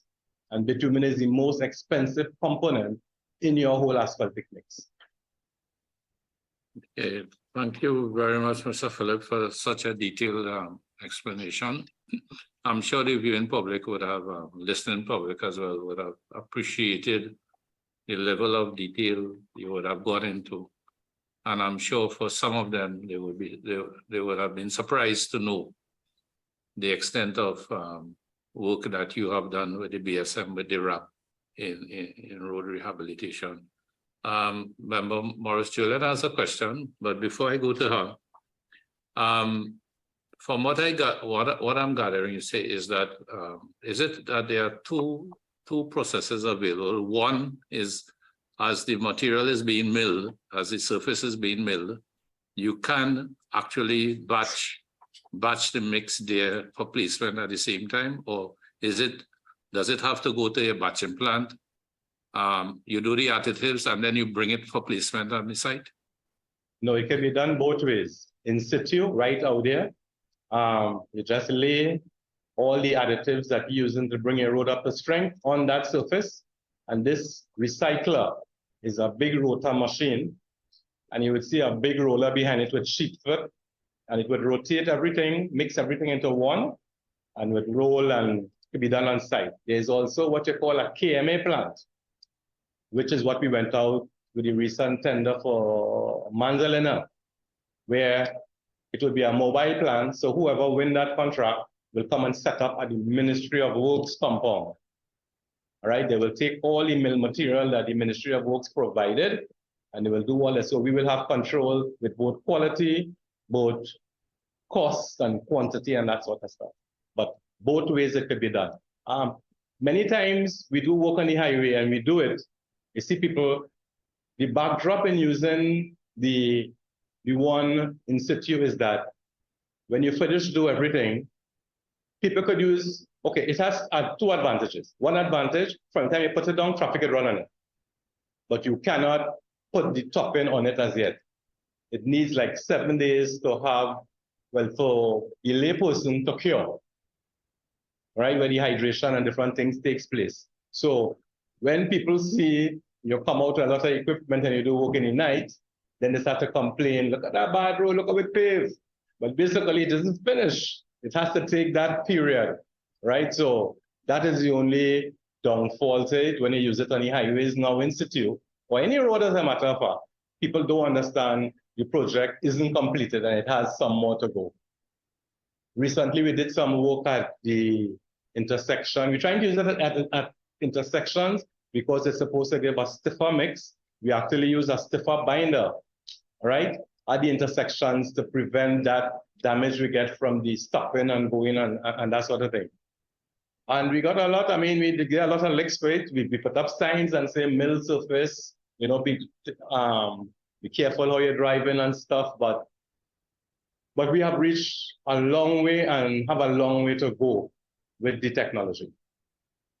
Okay, in terms of optimization, presently the ministry, how much of these in situ machines you have and how much you are looking to build over the next 5 years or so to acquire? Well, the ministry not looking to buy these machines. What we have is the lab for the designs and for doing all the testing and stuff. The private sector is the one who will invest, because what we show them is through the association, this is the way we're going. We're no longer doing business as usual. All right. So business as usual was you come, you pave a road. Then we went one step further, you mill. Because what happens is, if you don't mill a road, long time when we pave a road, there are cracks, little cracks. Once you pave on that, without getting to those cracks just propagate back to your surface. So you might pave a road now, and 6 months later, you see all these surfaces, all these cracks propagate, right? So we started milling. But sometimes when you mill, and you mill 4 inches and you still have a crack, it becomes uneconomical. So we've gone a step further with technology. We use something what they call a glass grid, all right? Which is one of these geotextile. So sometimes once we see the crack is very deep, we will do cores, then we might just mill off 2 inches at the top surface, lay this grid, right? You will see a machine laying this grass grid. And what that do is add strength to your pavement, as well as it prevents that upward cracking, right? And then the third step now, this further step is with this technology. But the ministry don't want to invest into that. So now, because the contractors know that they have to have the requisite equipment to be able to be competitive and to be able to go out there and win jobs. At one time, we only had one mill machine in Trinidad. Now almost every paving contractor have a mill machine because they realize without a milling machine, you're going to lose. And now, same thing with the recycler. We have about 8 to 10 contractors with recyclers. So there's sufficient enough in this country to source when you're ready to give out contracts. Yeah, okay. Again, thanks for the detailed response. I think a lot of times the public would not know about the glass grid and utilization of all this new technology because, as you said, most of the work is being done in the night. Yeah, so thanks for the explanations. There are a couple of things that Member Julian, she just stepped out, she'll be back, so I'll ask her to come in. But in the meantime, you did go into detail about the challenges or overall recommendations for improving landslip and landslide repairs in Trinidad and Tobago. And one of the things that you have identified at the Ministry of Works and Transport is removing all water infrastructure from within the roadway or placing them in utility corridors. Of course, to prevent water leaking into susceptible pavements and road structures. Is this just dreaming, or is this, how real is this? Particularly in terms of the available right-of-ways that we have, you know, the areas, how our roads have evolved over a period of time, and of course, the significant costs that would be involved in such an exercise. And is it for any new construction that the Ministry of Works and Transport would be undertaking? Is this a policy decision that you'll be looking at utility corridors in your new construction? Chair, I will ask Mr. Jagdeo to expand on this, but the simple answer is yes, it's our policy for any new developments, or any new roads or any new constructions that we're doing, and we see the ability to move the infrastructure from the middle of the road to the side, we would try to have that done. So, Daniel. Chair, thank you for the question. As you accurately identified, the objective is really to limit the amount of water saturating the road pavements, which would naturally lead to failure. The statement is in ideal sense. It's ideal if we can remove all water lines from our road. However, in reality, most of our roadways have evolved over time. And as you accurately said, we have a limited right of way. Generally, our right of way is about 10 meters. Within that right of way, we have to fit two standard lanes, or lane widths run between 3 meters to 3.65. In addition to that, you have to fit two sidewalks. Each sidewalk is about 1.5 meters. So already you see, and plus that, you have to fit any retaining structure within that right of way. To fit that infrastructure within 10 meters without going into land acquisition, it's quite challenging.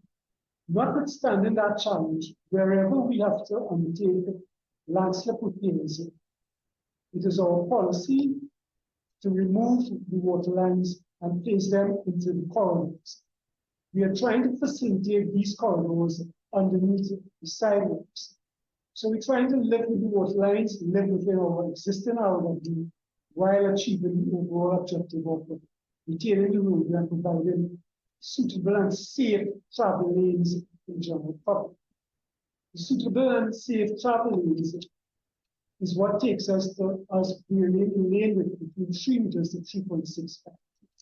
And as the Permanent Secretary said, our policy for new road construction is to provide utility corridors where possible.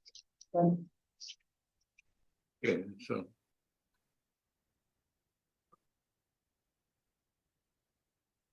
Thank you, Chairman. Can I just direct my question to Mr. Hayden Phillip.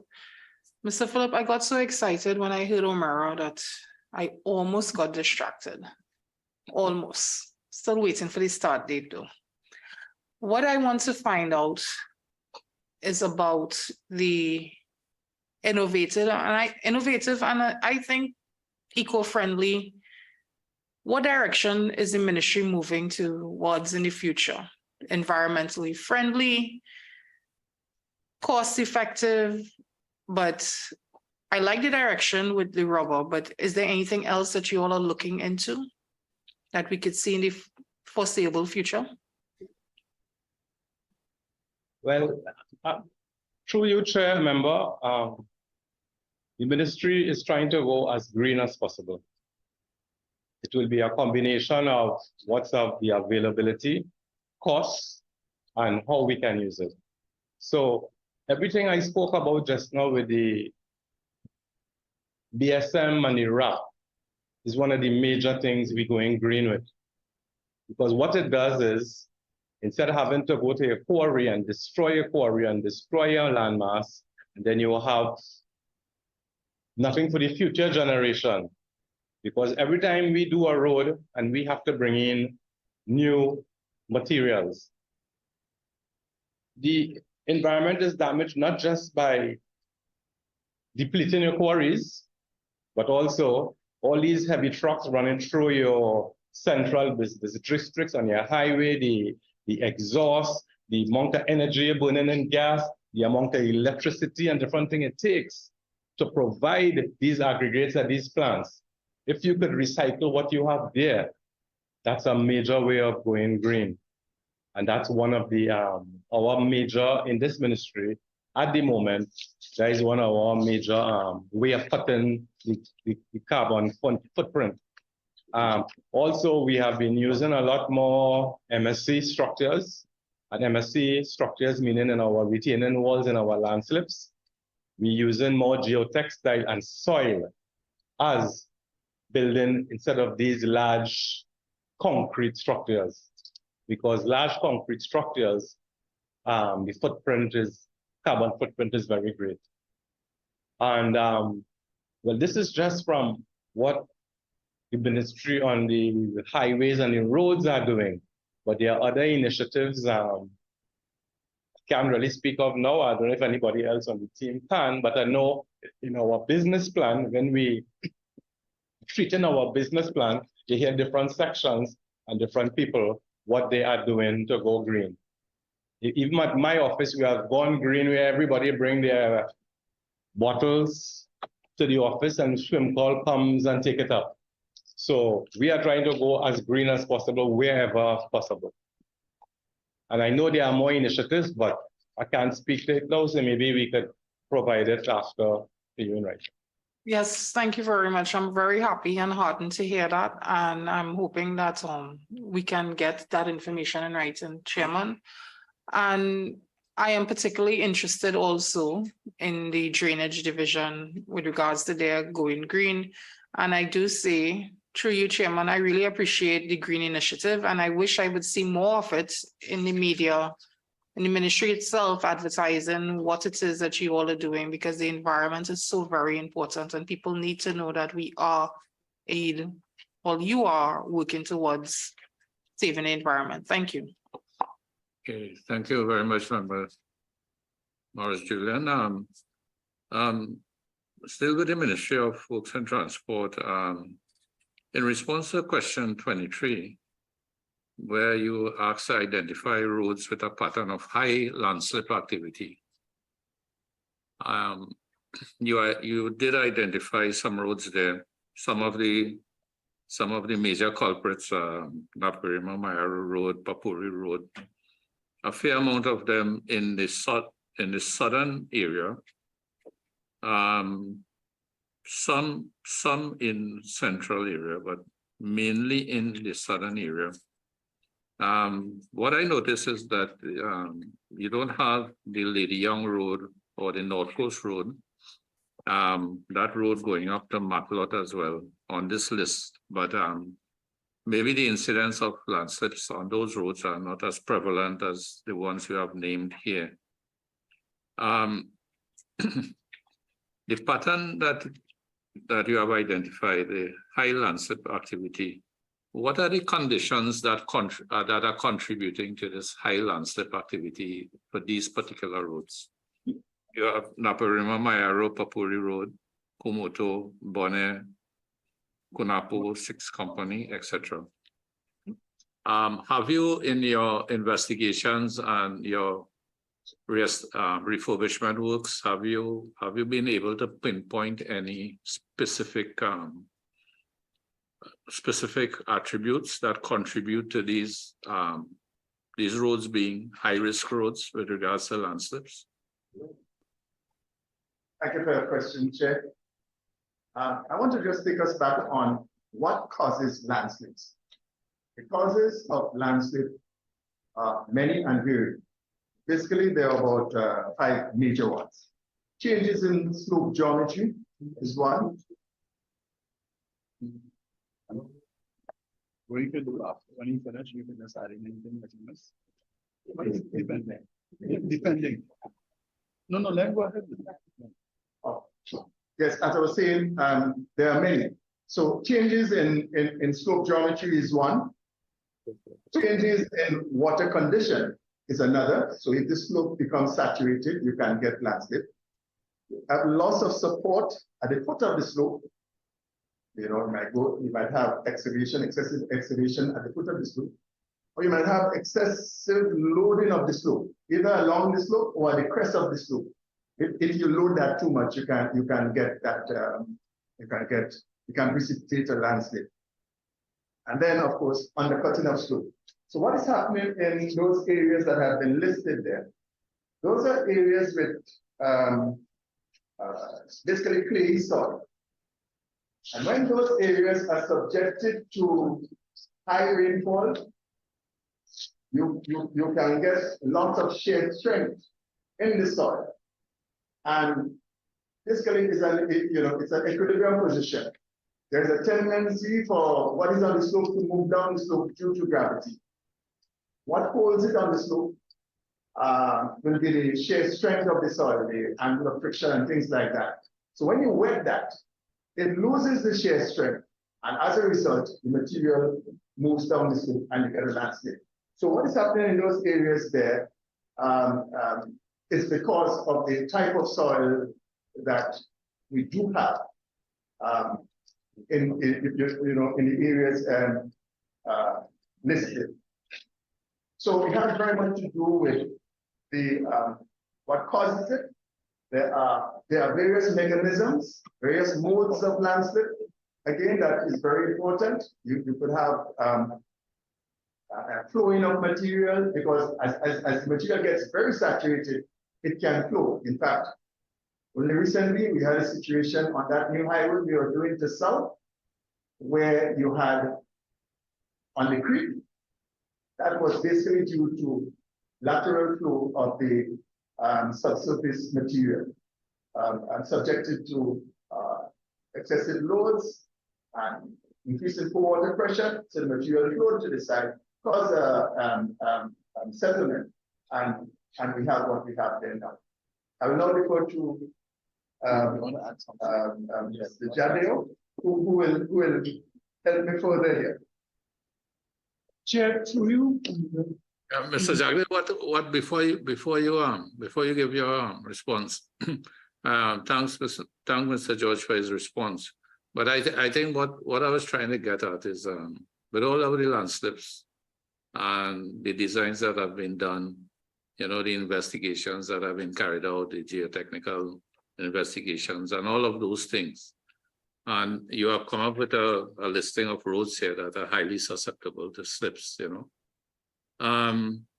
If with all of that and the collective experience of the ministry, if you have been able to pinpoint, certain recurring decimals then with regards to the problem, because in one of the responses to the question that was asked, you did indicate that we have to move from the stage of reacting to acting. So this is where I'm getting at, to see in terms of preventative measures, you know, pre-inspections, pre-surveys, you know, if the ministry has been able to sift out, you know, specifically what to look for, and based on the amount of the slips and, you know, what has been the prevalent factors on those things. I'm just trying to sort of get an idea from the ministry in terms of data capture and informing going down the road with regards to preventing landslips as much as possible. You know, how much of that have you been able to pull together from the actual experiences we have been having? Thank you, Chair. Through the Ministry of Works and Transport, we do conditional assessment of our network. That information feeds into what we have deemed an emergent landslip program, where, as Chairman George have said, water is one of the fundamental factors which contribute to landslips. At the early stage of landslips, where we recognize it's so now emerging, through our highways division, they are undertaking those early detection and remedial measures by ensuring the drainage is clear, creating outlets to ensure the water reaches its natural water course. So there is a strategy in place in the ministry to prevent those landslips from reaching the stage of major emergencies. In addition to that, once that conditional assessment is done on the existing landslips, if it's emergency landslips, then through the pure unit or through the highways division, they respond with implementing either temporary works or permanent works. And through the BLT unit, we follow up with existing landslips, which could be deemed not emergencies. In addition to that preventative action by the ministry, there are other factors which contribute to landslips. Chairman George would have alluded to clay soils and its susceptibility to the infusion of water and the loss of shear strength. Water does not only come from rainfall, but what we have found, more importantly, in the southern and central areas, where we find water coming from water lines. And unfortunately, most of the lines belong to WASA. In addition to that, human activity also contributes to landslip. And by human activity, I mean most homeowners, they do not safely discharge of their stormwater in a safe manner to reach a drain. So they will either not have guttering. If they do have guttering, they just let the water fall within their lines and flow out through an earthen drain. In addition to that, sometimes the location of their cesspits and so forth is not in the ideal position, and that contributes to water infiltrating prone or sensitive clays. So it's a multifaceted approach or a multi set of factors which affect the formation of landslips. And in the ministry, we are doing our part to address it. There has to be some level of responsibility or education on the part of homeowners in terms of taking responsibility to safely discharge their stormwater. During our execution of our programs, we try to inform persons of what they should do. We try to assist them, give them advice in terms of how they can help us reduce these problems. Thank you. Yeah. So, Mr. Jagdev, in terms of the homeowners, you mentioned about the runoff, dealing with the runoff, and also location of septic tanks and soakaways and those things. But I mean, how do we bring about that? I mean, what are the mechanisms that could be looked at? Is it a question of course, it is part of the planning approvals, building approvals, then issue of completion certificates that would ensure that stormwater is dealt with properly. Stormwater runoff is dealt with properly. I know there is inspections with regards to location of septic tanks and soakaways and those things. But or is there any specific legislation that has to be looked at in order to ensure that this aspect of it, because I think we appreciate the fact that it's a significant contributor to landslips in some areas. And but other than, say, public education and public awareness, are there any other means, mechanisms that you all are thinking about, in collaboration, of course, with other ministries? Chair, I believe you have identified all the available mechanisms. In the first instance, through the town and country planning division, through the regional corporation, which actually assumes the completion safety, they may be best or the first responders to ensure that they comply, homeowners comply with the requirements which are set by the regional corporations. In the longer term, we could look at the other measures you have alluded to, probably legislation, but I believe the champion for that may be the town and country planning division. Okay, but bearing in mind that the town and country planning division just have an approval role, and then a lot of it now is going to be transferred to the local government, Ministry of Local Government, Rural Development, based on the proposed local government reform. So yes, it's something that has to be looked at, because the whole question of enforcement comes up. And this committee in other inquiries as well has identified a major gap in terms of enforcement with regards to our legislation. So we take note of it. I'd like to go to the Ministry of Rural Development and Local Government, but before we do that, just for Mr. George, in terms of your upgrade of drainage infrastructure as it pertains to roadways in particular, have you been able to put that in a particular timeline?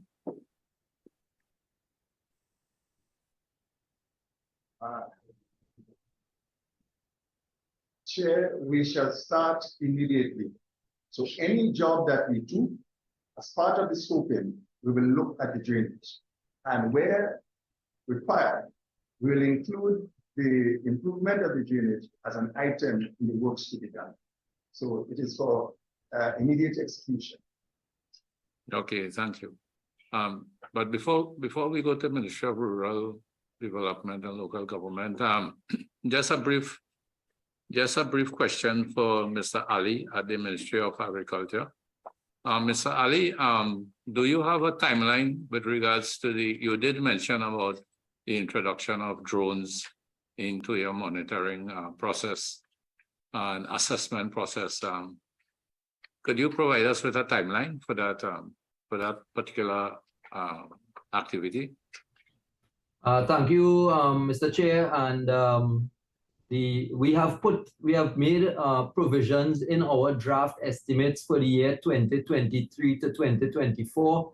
So if it is that the proposal is favorably received in the considerations of the budget, then I expect that within the next fiscal year, that is our projected timeline for investing in that technology towards the improvement of the monitoring and evaluation capacity of the respective extension offices. Okay, thank you very much. And just to thank you very much, Mr. Ali. And just out to our friends who are with us from the Tobago House of Assembly, the IQUD. If based on what was presented here by Mr. Philip from the Ministry of Works and Transport regarding the RAP and the BSM and that whole process that is being used quite successfully here in Trinidad, if you can enter into discussions with the Ministry of Works and Transport with regards to that, and see see how feasible that would be as well. You know, yeah, if you could take that on board, Mr. Jackson. All right. Thank you, Chair. I'm glad that you made that suggestion because I was wondering how we could ask that question. Thank you. Yeah, okay. And also, well, we come to the Ministry of Rural Development and Local Government. Mr. Mitchell. Mr. Mitchell, based on what we discussed the last time you were here before us, you know, we are still trying to get clear in our minds, you know, in terms of the working relationship that your ministry would have with CIRIC, particularly since it has moved from under your portfolio to the Ministry of Works and Transport. And in terms of clarity of jurisdictions, particularly the roads that you are responsible for, do I have it right that the model that you all are looking at, predominant model, is that the Ministry of Rural Development and Local Government would be looking to contract these works to CIRIC for execution under some arrangement, thereby reducing the direct inputs you have into road repairs, rehabilitation? Yes, good afternoon, Chair members.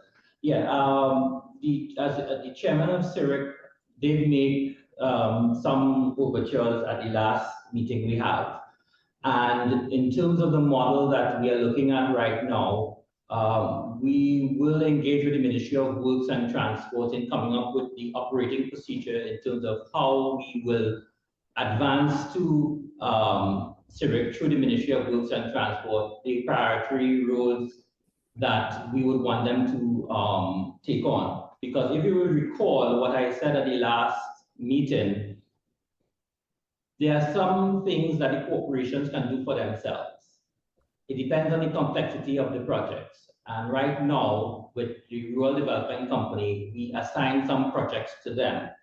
With the coming on stream of CIRIC and the presentation made by the chairman of CIRIC and also the CEO at the time, what we will be looking for is for deepening our collaboration with the Ministry of Works and Transport, because right now we ensure that we don't have a duplication or overlapping of jurisdictions with the Ministry of Works and Transport. If we have a project that is close to a major project of the Ministry of Works and Transport, there is communication between our engineering unit and the Ministry of Works and Transport on that regard. So in terms of the relationship going forward with CIRIC, we will await what the line ministry will set out in terms of the operating procedures in terms of that relationship. I did have an initial discussions with the acting PS of Works and Transport, and we have begun that discussion, because what we want to do is to ensure that works that will have to be done, because remember, we're operating within a short time frame of the dry season. We don't want it to be over bureaucratic. So the relationship between the ministry, the municipal corporations, and CIRIC would work out with our further collaboration with the Ministry of Works and Transport. So from our end, we are quite clear in terms of our process, in terms of how we will hand projects over to CIRIC. We will just await Ministry of Works and Transport in terms of directing us. This is the procedure. This is how you submit it to us. What requirements they need from us, and so forth. And that mechanism will work out between the two permanent secretaries, and then our technocrats can work on that.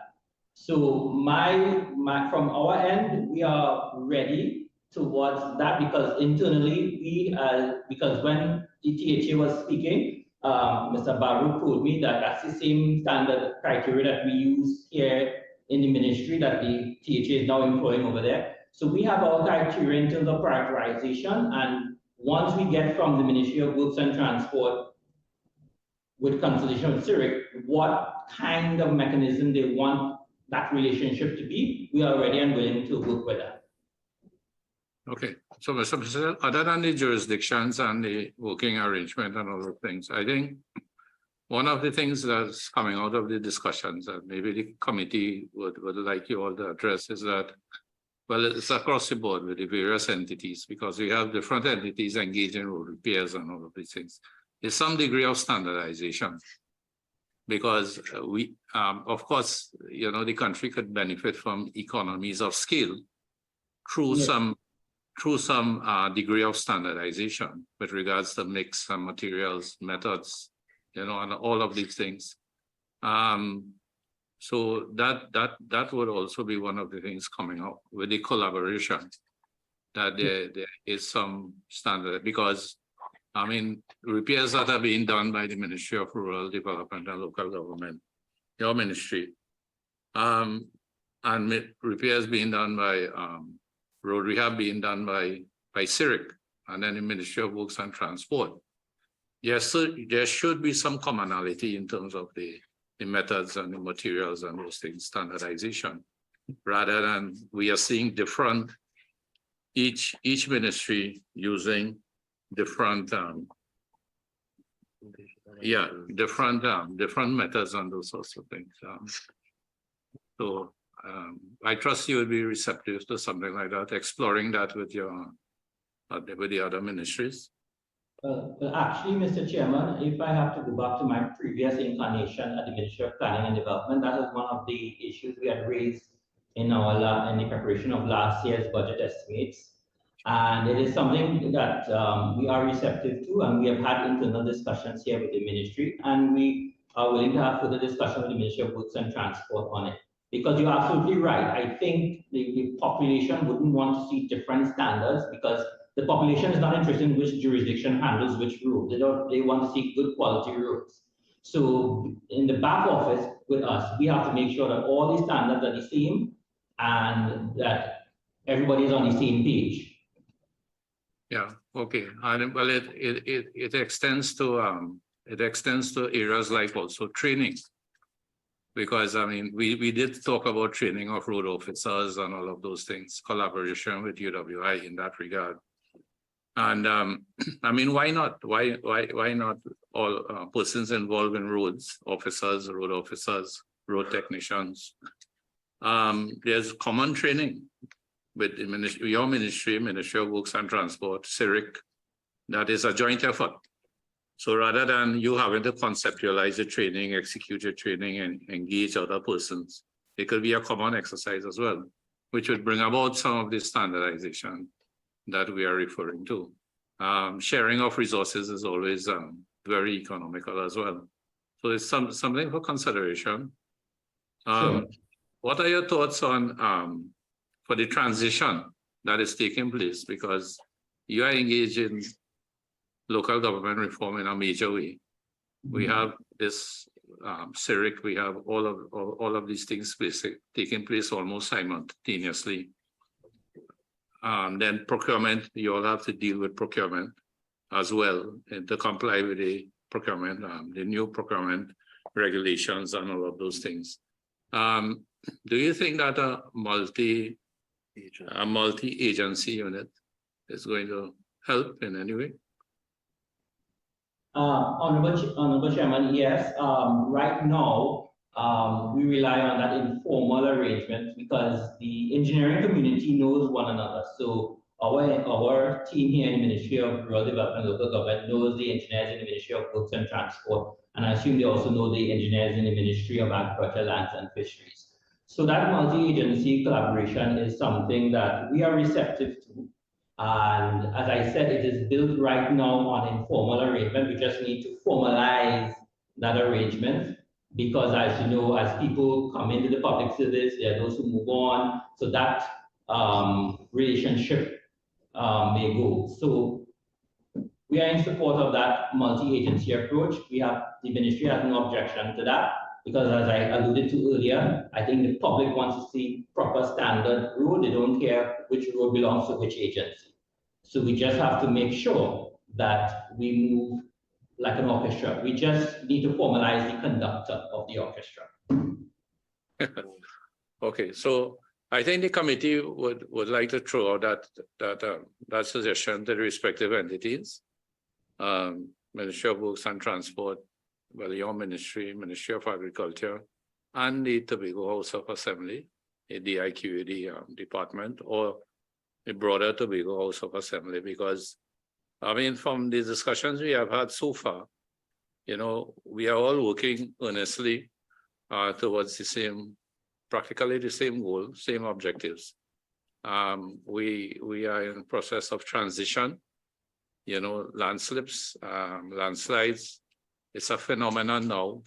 You know, we have seen the figures. It's expanding exponentially. You know, everybody's under pressure in order to cope with the demand. Roads as well.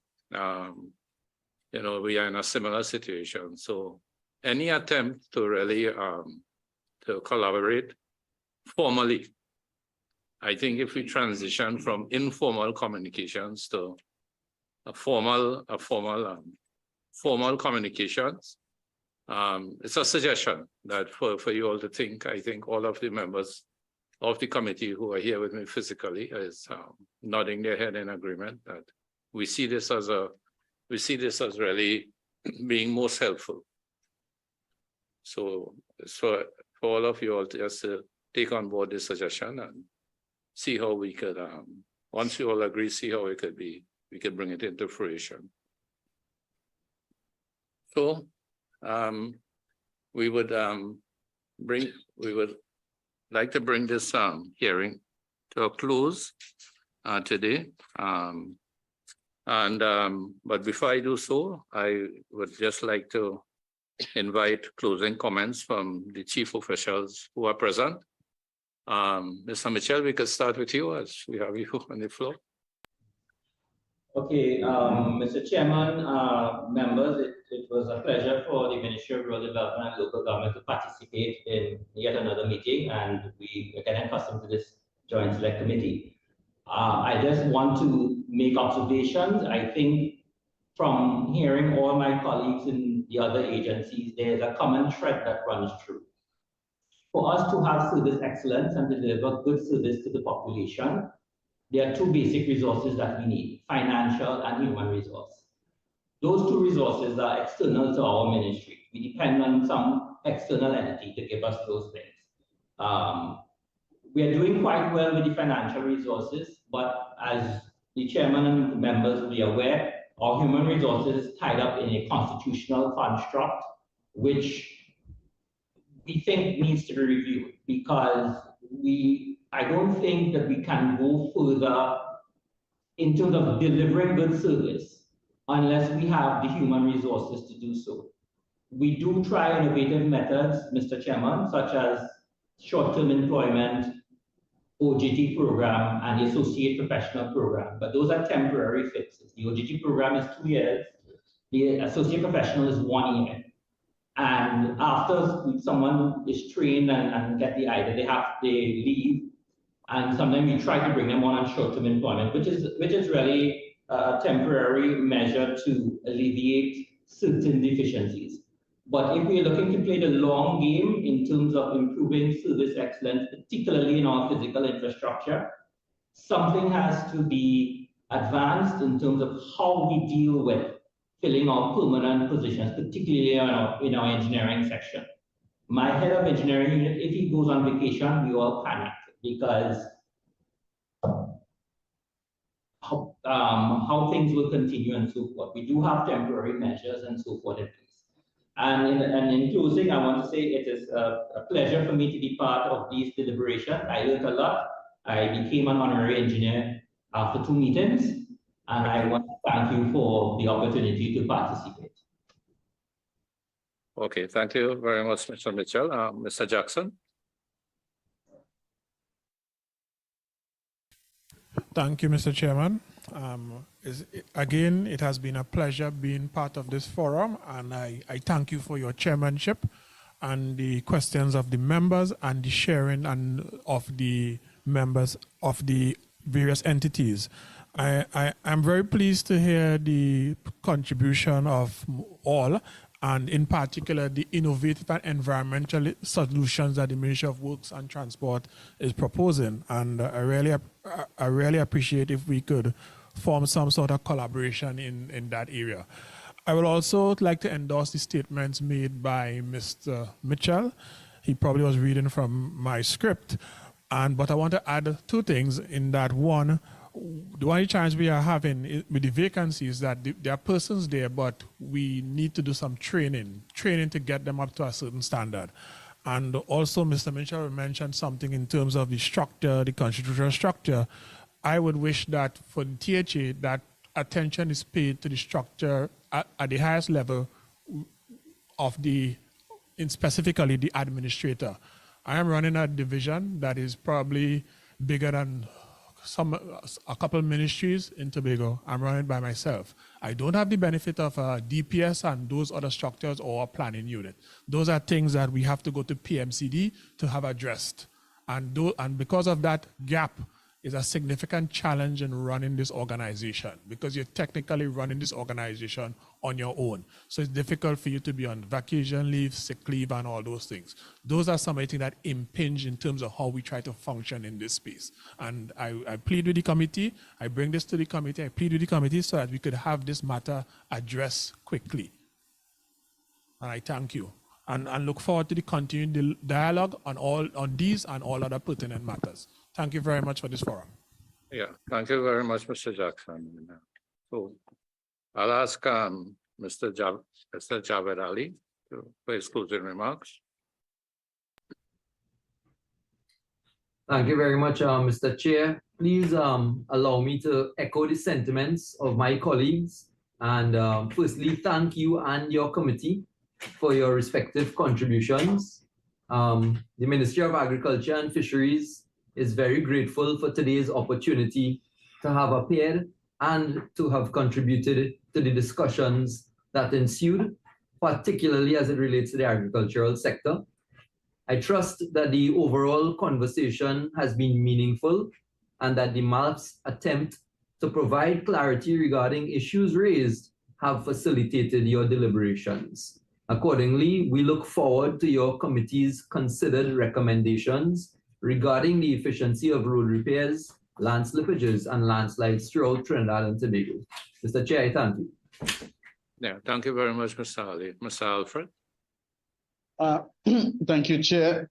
Chair, members of the Joint Select Committee, my colleagues from the other ministries, the listening and viewing public. First of all, in closing, I want to say that I think all my colleagues have said it, but for the Ministry of Works, I would like you to know that we stand ready to continue to provide any technical assistance required by any of the ministries gathered here, the THA, Ministry of Agriculture, Rural Development. The Ministry of Works will, of course, like to thank the committee for the opportunity to assist in this deliberation on this most important national issue and we look forward to the implementation of your recommendations and your final report. Thank you. Okay. So thanks to everyone. I think certain commitments were given to provide further material to the committee in writing, and our secretariat will be contacting you accordingly, just to list out those commitments that you undertook. And in closing, I would like to thank everyone, all the officials from the respective entities, for your collaboration with this committee and for your willingness to provide answers to the questions that were asked of you. We thank you very much for your cooperation. We'd like to thank the viewing and listening audience. I'd like to thank the committee members who contributed to our discussions today and those who were present as well. To thank the secretariat, to the committee for their dedication and their committed work over this session of the Parliament, and to thank the Parliament broadcasting team for making this transmission possible. So thanks to everyone, and I would like to declare this meeting adjourned. Thanks, Chair. Goodbye, everyone. Okay, take care.